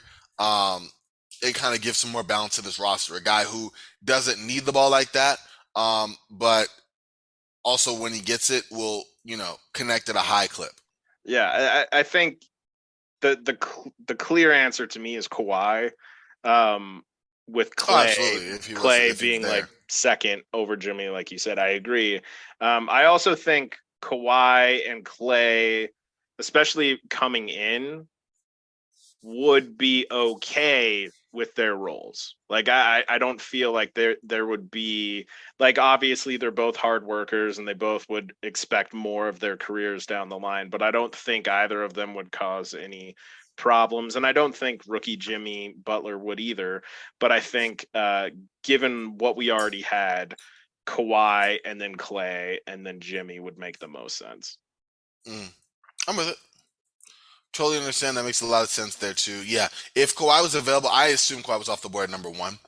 So, Well, I, I'm imagining like since this isn't a redraft, this would still be the same context at the time. I imagine Kyrie's the one who goes number one to the Cavs still, and then we get the first pick of everyone else.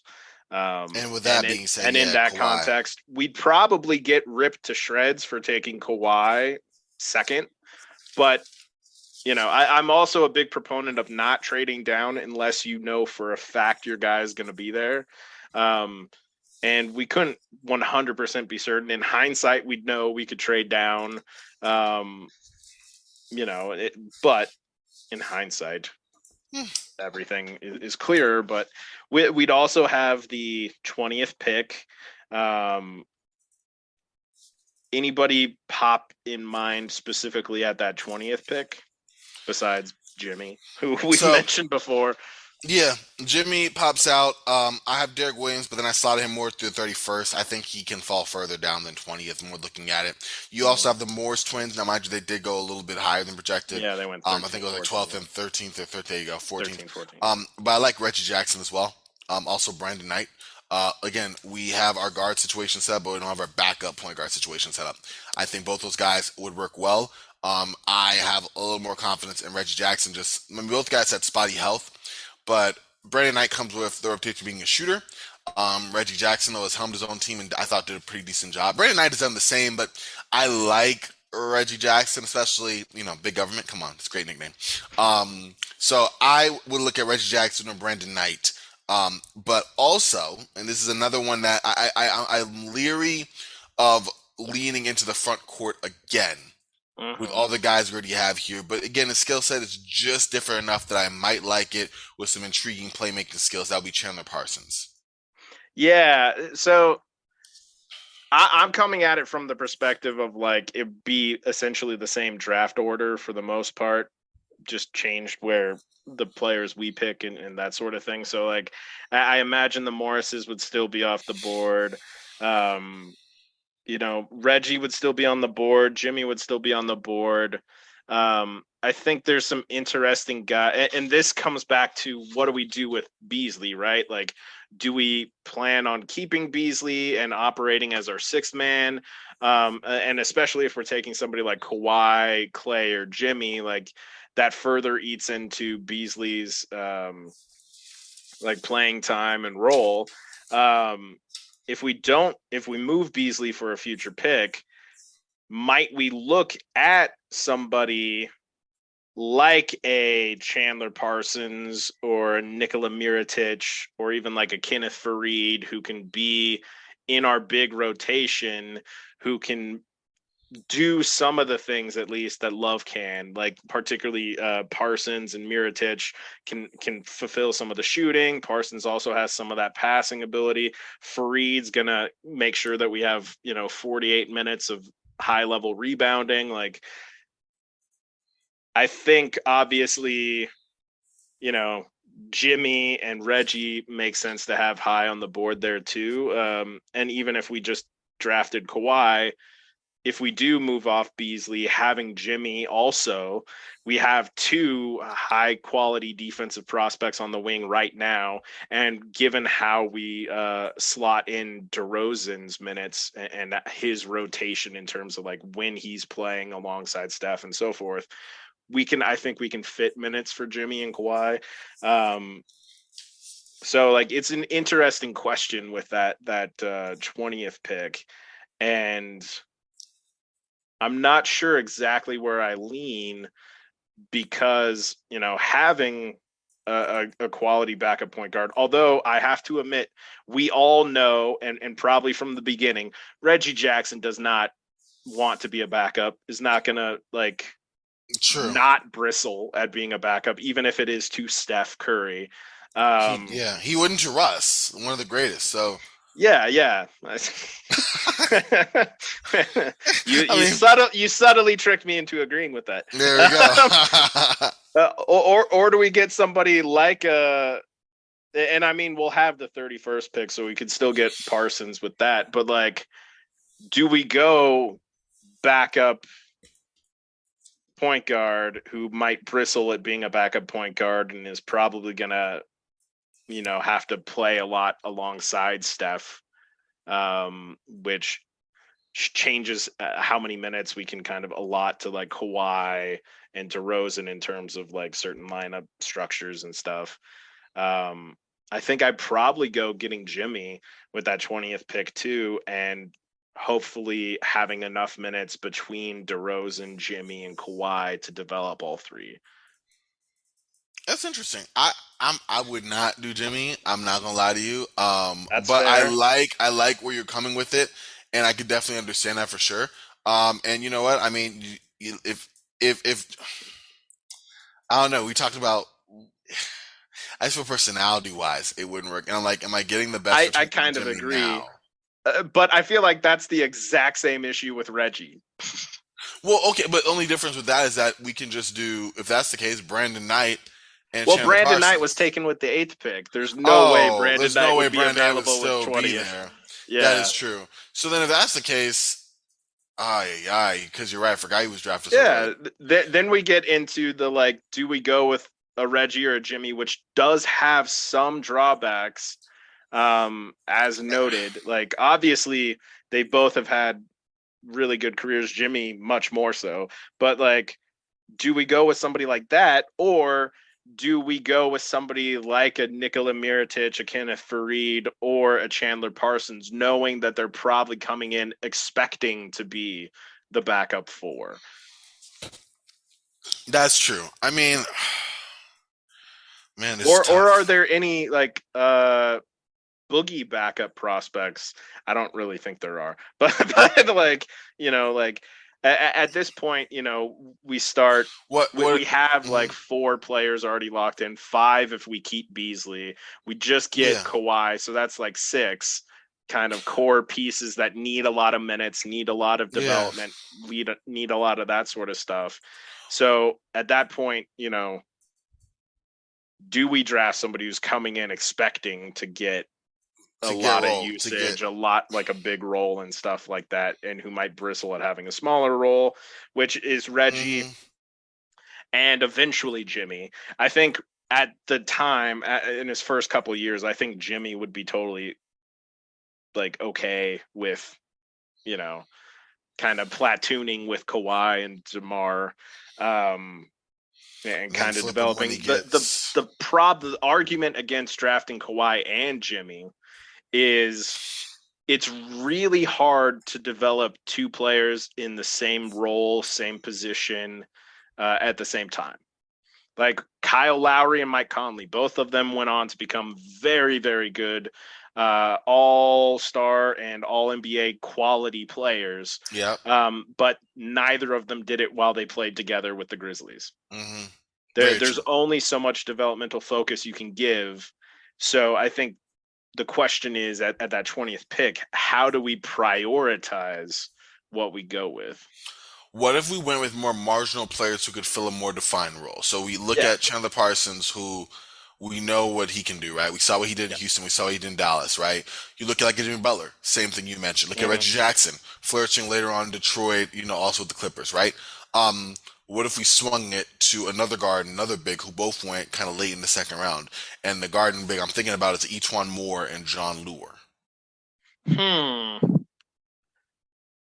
Both those guys, I get primary where you're bench coming from. Like roles. John Yep, Lure was a shooter, a shooting yep. big, Bench who would big. again would allow for kind of 40 minutes of not not even close to a poor man's love, but fills the same role within our offense to a certain degree.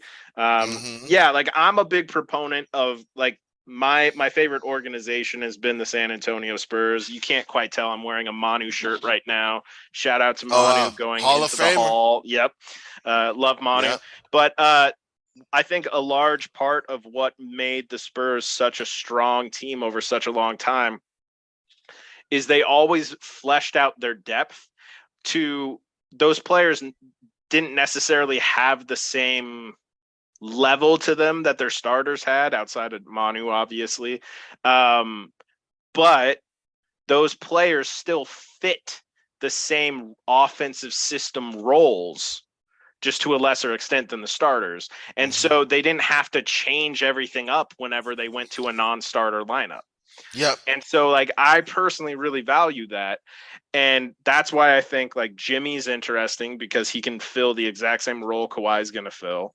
And both of them, if you want to stretch them a little bit more when DeMar's off the court, as long as you still have a Steph and a Boogie or a Love on the court as well, like those guys can get some more play, some more development on ball in certain moments. There's also guys like Bojan Bogdanovic, was taken 31st in this draft, who could also fill a similar kind of like shooting big role.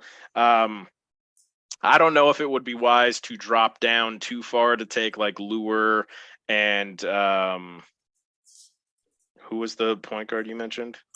E'Twaun Moore.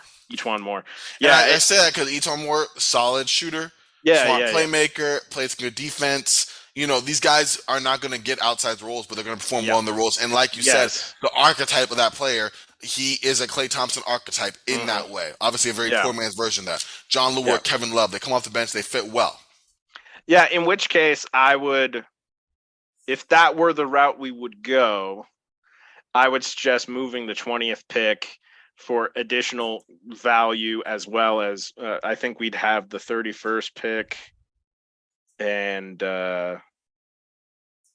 maybe pick up another second in this round, in this draft, plus future draft capital for the 20th pick, and maybe like filler a Corey Brewer, Sebastian Telfair, Craig Smith, Ryan Gomes, whomever is still kind of like on our roster. I think that's one approach.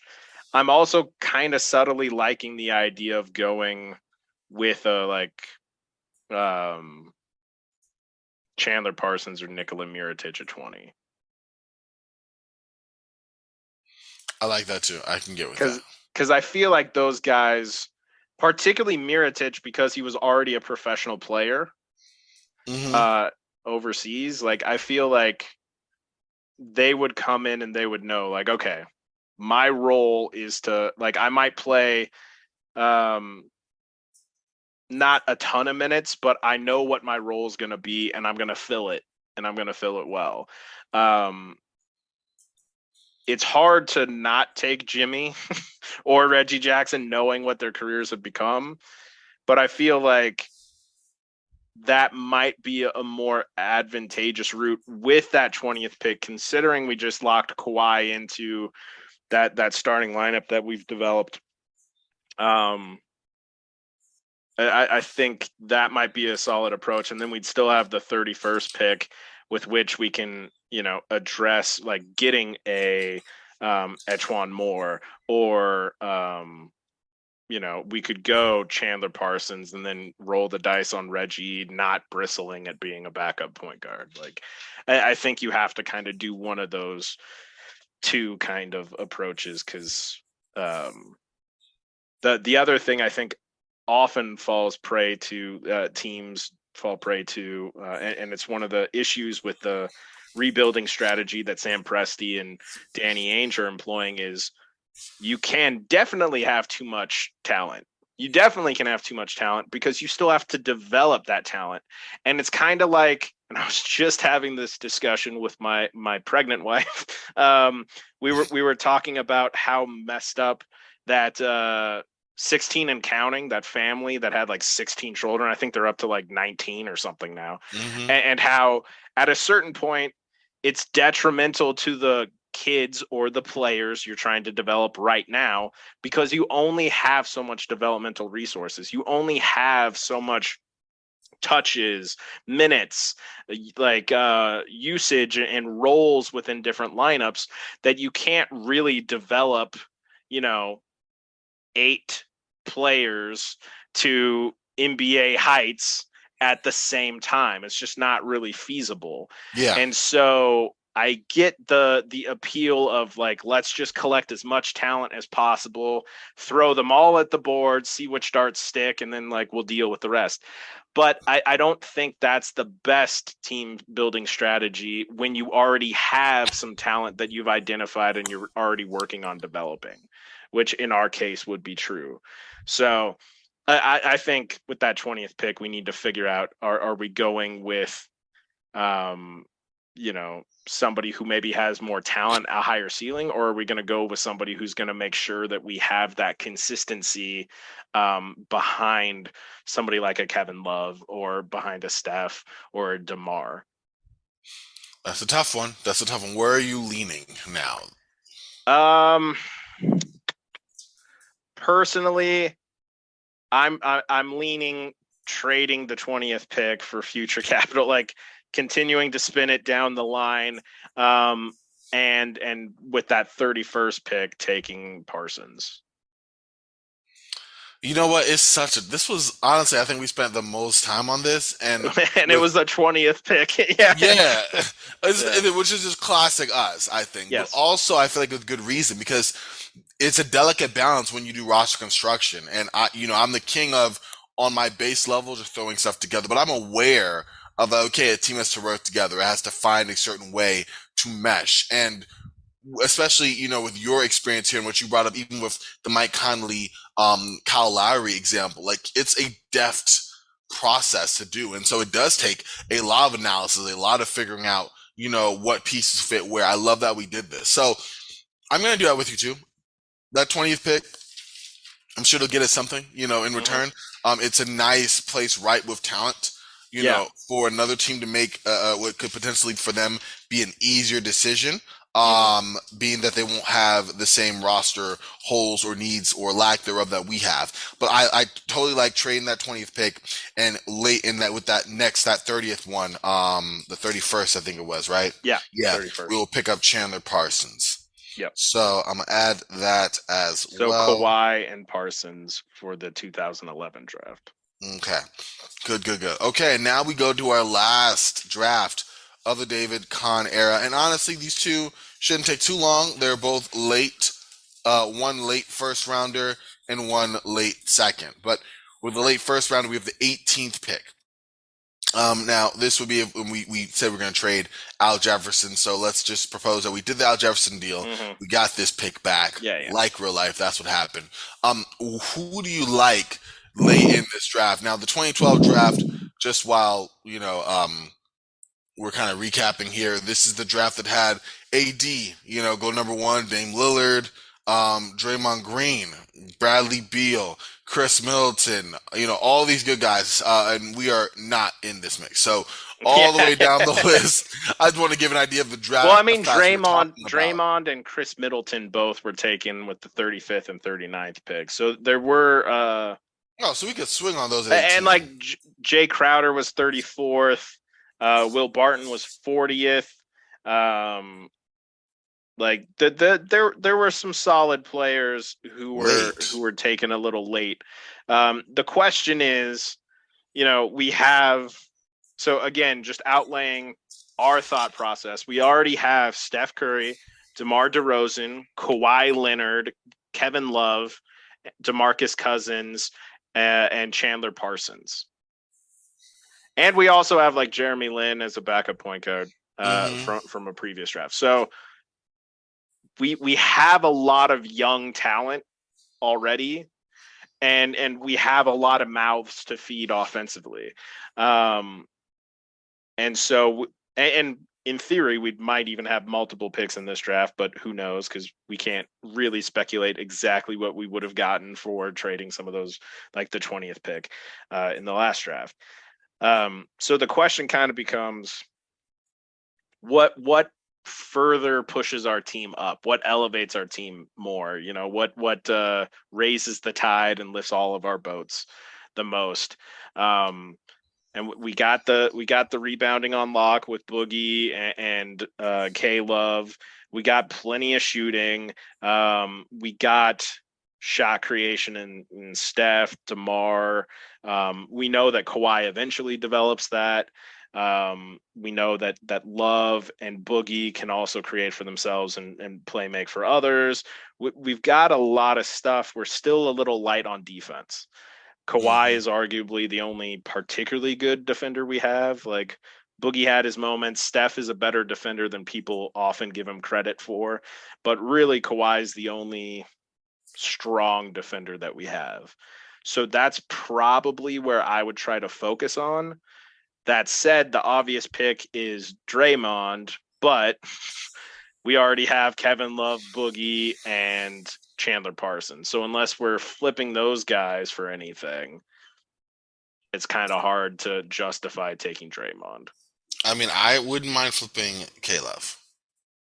I know you.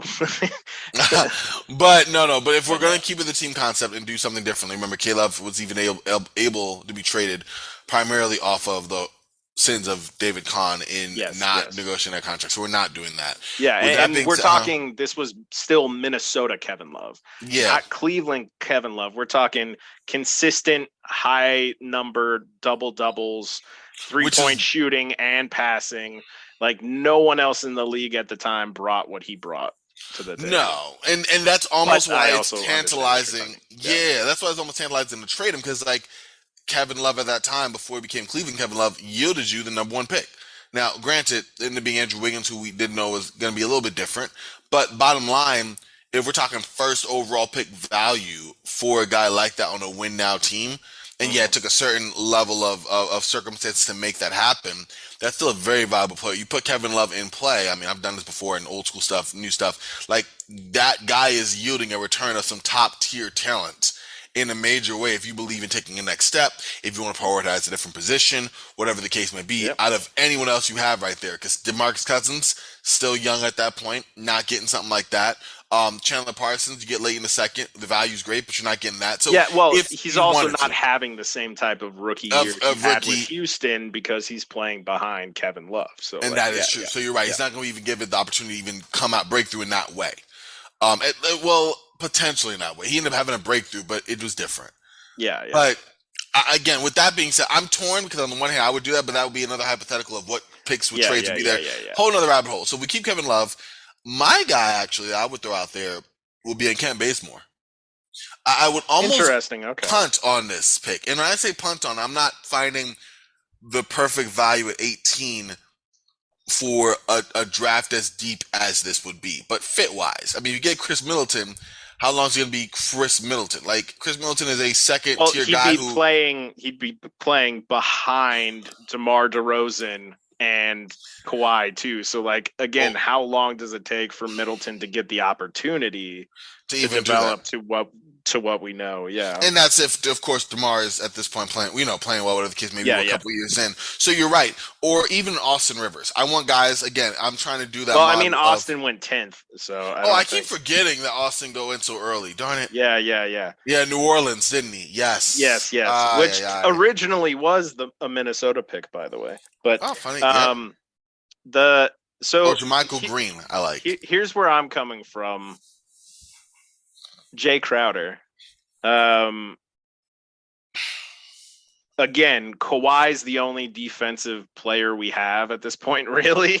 Um, Jay's another guy, much like Chandler Parsons, who's going to come in, accept the role, you know, back up Kawhi, allows us to potentially have Kawhi shift up to some backup 2 minutes every now and then. Like, I there's not a whole lot, and it's weird because again, Draymond Green and Chris Middleton are available. But again, would Draymond Green and Chris Middleton become the Draymond Greens and Chris Middletons that we know them to be now if they're, playing behind other players? And like even with Draymond, it took a David Lee injury to like let him get his chance to shine. So like it's tough in these circumstances. It's easy in hindsight bias to just collect all the talent and like, bam, we got Draymond too. Draymond backs up Boogie. Like, you know, it's hard for me to realistically think that like a team at that time, especially given the context that we're saying we're in, would necessarily view Draymond as a center, as the backup to Boogie. Although in theory, given Draymond's defensive, I'm talking myself into Draymond, given Yes. Draymond's defensive capabilities, you could draft him even if you think he's a power forward, because then he can platoon with Love when Boogie's sitting, and you still have some degree of size and rebounding while still having the defensive element of Draymond. So, and that wouldn't necessarily kill Chandler Parsons as well, because Parsons can still get some minutes at the 3 minutes at the 4, and Draymond basically gets the backup center minutes, even though he's playing alongside Love, or if we're playing a particularly bad bench team like him and Parsons. You make an excellent point. I feel like I was talked into a player, talked out of a player, but I did that to myself too. ooh, that's tough. I mean, honestly, at this point, I feel it's one of those decisions where you just pick best player available and then like look at your roster and make moves related to that. I think Draymond Green is the best player available. You I know what he will agree. do to a defense. You Mm-hmm. bring him in. You look at your front court. Beasley got to go. Beasley got to go. Yeah, yeah. Like at that point, if you bring Draymond Green in, of course, hindsight being a big part of this because Oh yeah, no one yeah, knew for sure. Draymond was going to be Draymond here. Although I do think it gets overblown, Draymond's draft evaluation at the time. A lot of it was primarily due to his size. A lot of Well, it I mean, was that's like, oh, he huge. can't defend bigs. Like he's Yeah, only 6'8". Like but knowing that he can changes everything. exactly. Like the thing is, at Michigan State in college, he did do basically what we've seen him do with the Warriors, just not dialed up to 11. Like he did a lot of what he already did in college. It's just people looked at him like, okay, well, yeah, but it's that power. It's the college power forward NBA So three. what People are like, wasn't done but for is Draymond Beasley? a small forward? Hmm. And no, Draymond's not a small forward. He's actually a center. Um, Yep. so like I think the evaluation of Draymond never should have fallen as far as he did anyway, because Draymond always projected to be a quality defender.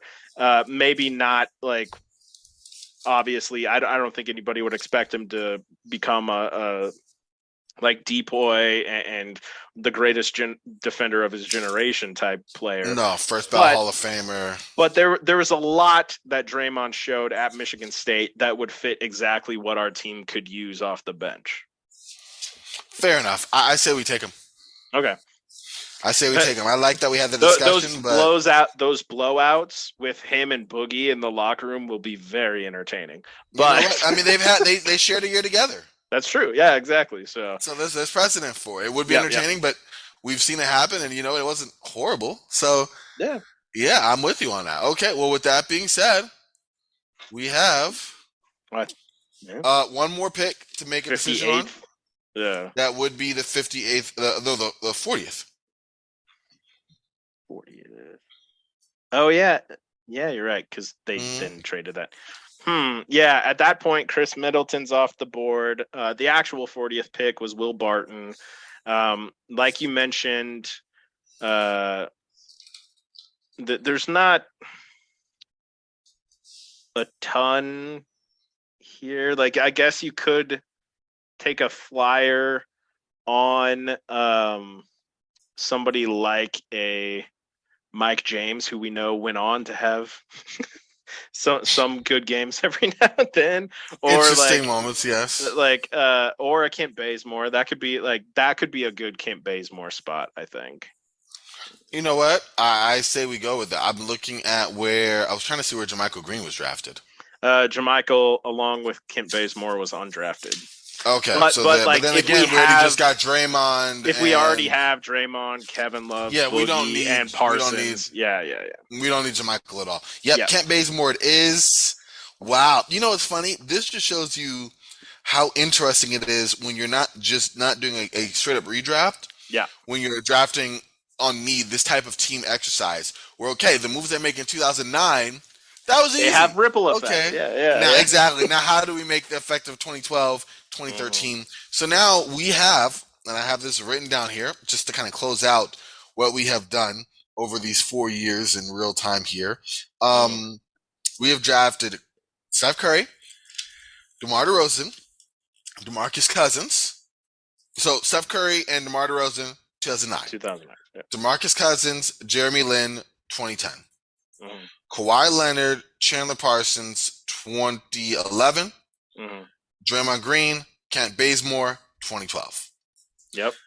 These are the selections of the new and improved Minnesota Timberwolves, who now have a rotation of Curry, DeRozan, Cousins, with Lynn, Kawhi, Parsons, Green, and Bazemore in the mix. The front court still has to be figured out because you have Kevin Love as well as Michael Beasley. So one of those guys. Well, I probably feel like out. Beasley we'd probably flip once we Don't got say Kawhi. that to me. Dude, No, I'm just we kidding. have Kawhi. Like, again, we're not really flipping. I'm messing Also, with if you. we're I not know. really flipping Minnesota Kevin Love. No, we're Because not. also we also wouldn't have pissed off Kevin Love as much as Kahn would have. So I don't make think him he would go have been as open in the to first leave in the place. first place. Which means, yeah. So we're basically looking at a rotation of starters: Steph Curry, DeMar DeRozan, Kawhi Leonard, Kevin Love, DeMarcus Cousins, with a bench of Jeremy Lin. I don't know if we ever really plugged behind DeRozan, but like Jeremy Lin, Kent Bazemore on the wing, Chandler Parsons, and Draymond Green. And that doesn't factor in whatever we could get in trades for the guys that we had on our team when we started out with, such as Corey Brewer, Sebastian Telfair, Ryan Gomes, Craig Smith, etc. Yeah, it went. And This whatever we could was net for Beasley. that is Again, true. sorry. I mean, it That hurts. would be, you know what's funny is like I'm picturing this as if we actually were co-GMs. Breaking it to Beasley would be easier than like having to console Corbin after we make the decision. Like I Yes, feel like Beasley would be like, yeah, sure, whatever, man. And then like I'd have to take Corbin out for drinks after, and we'd have like yes. a long night of like what could have been and all sorts No, of he was stuff. gonna be our next star. Yeah. No, Yeah. you totally right. I would lose it myself. But no, this was fun, Josh. This was a massive show, as our shows tend to be. But I love the in-depth breakdown of talking about executive who, you know, it was in a unique situation, made some interesting decisions, is known and probably blamed rightfully so for some of the bad ones, but also putting on the GM hat and being in his shoes, you could see the complexities of being in such a scenario, even in this very rough simulation of a tenure of an executive, and how that goes. So this is really interesting. I can't wait to do this again with you. We're gonna have to figure out probably after this who our next I have an target. idea. All right, I want to hear it from you, man. But before we go and let you go, can you share, folks, where they can find you, your work, Yeah. and more of this? Yeah, so you can find me at on Twitter at 2redjearl. That's URL for Earl. Also, I am a basketball career development coach. I help people who are trying to build their dream career in basketball as a coach, a scout, front office personnel, analytics person, content creators. I work with all of them. So if you're one of those people who's feeling a little frustrated at your current state of your career in basketball, look up yourhoopscareer.com, drop me a line, and we can talk and see if there's a way I can help you out. Gotta love it. I gotta love it. Take it from me firsthand. Josh knows what he's talking about. We'll put you in the best position to succeed and open your eyes to ideas that you never thought of in terms of how to break in this really confusing, complicated business. But it's still a journey, and such as it is, so is our show here. Thank you again for joining us. Definitely make sure to follow Josh on Twitter. Definitely make sure to follow me on Twitter as well at Corbin NBA. Appreciate y'all for staying with it. If you made it to the end, we really do appreciate you. But until next time, for Josh, for myself, we are Frosty. Y'all stay frosty, and I will talk to y'all real soon.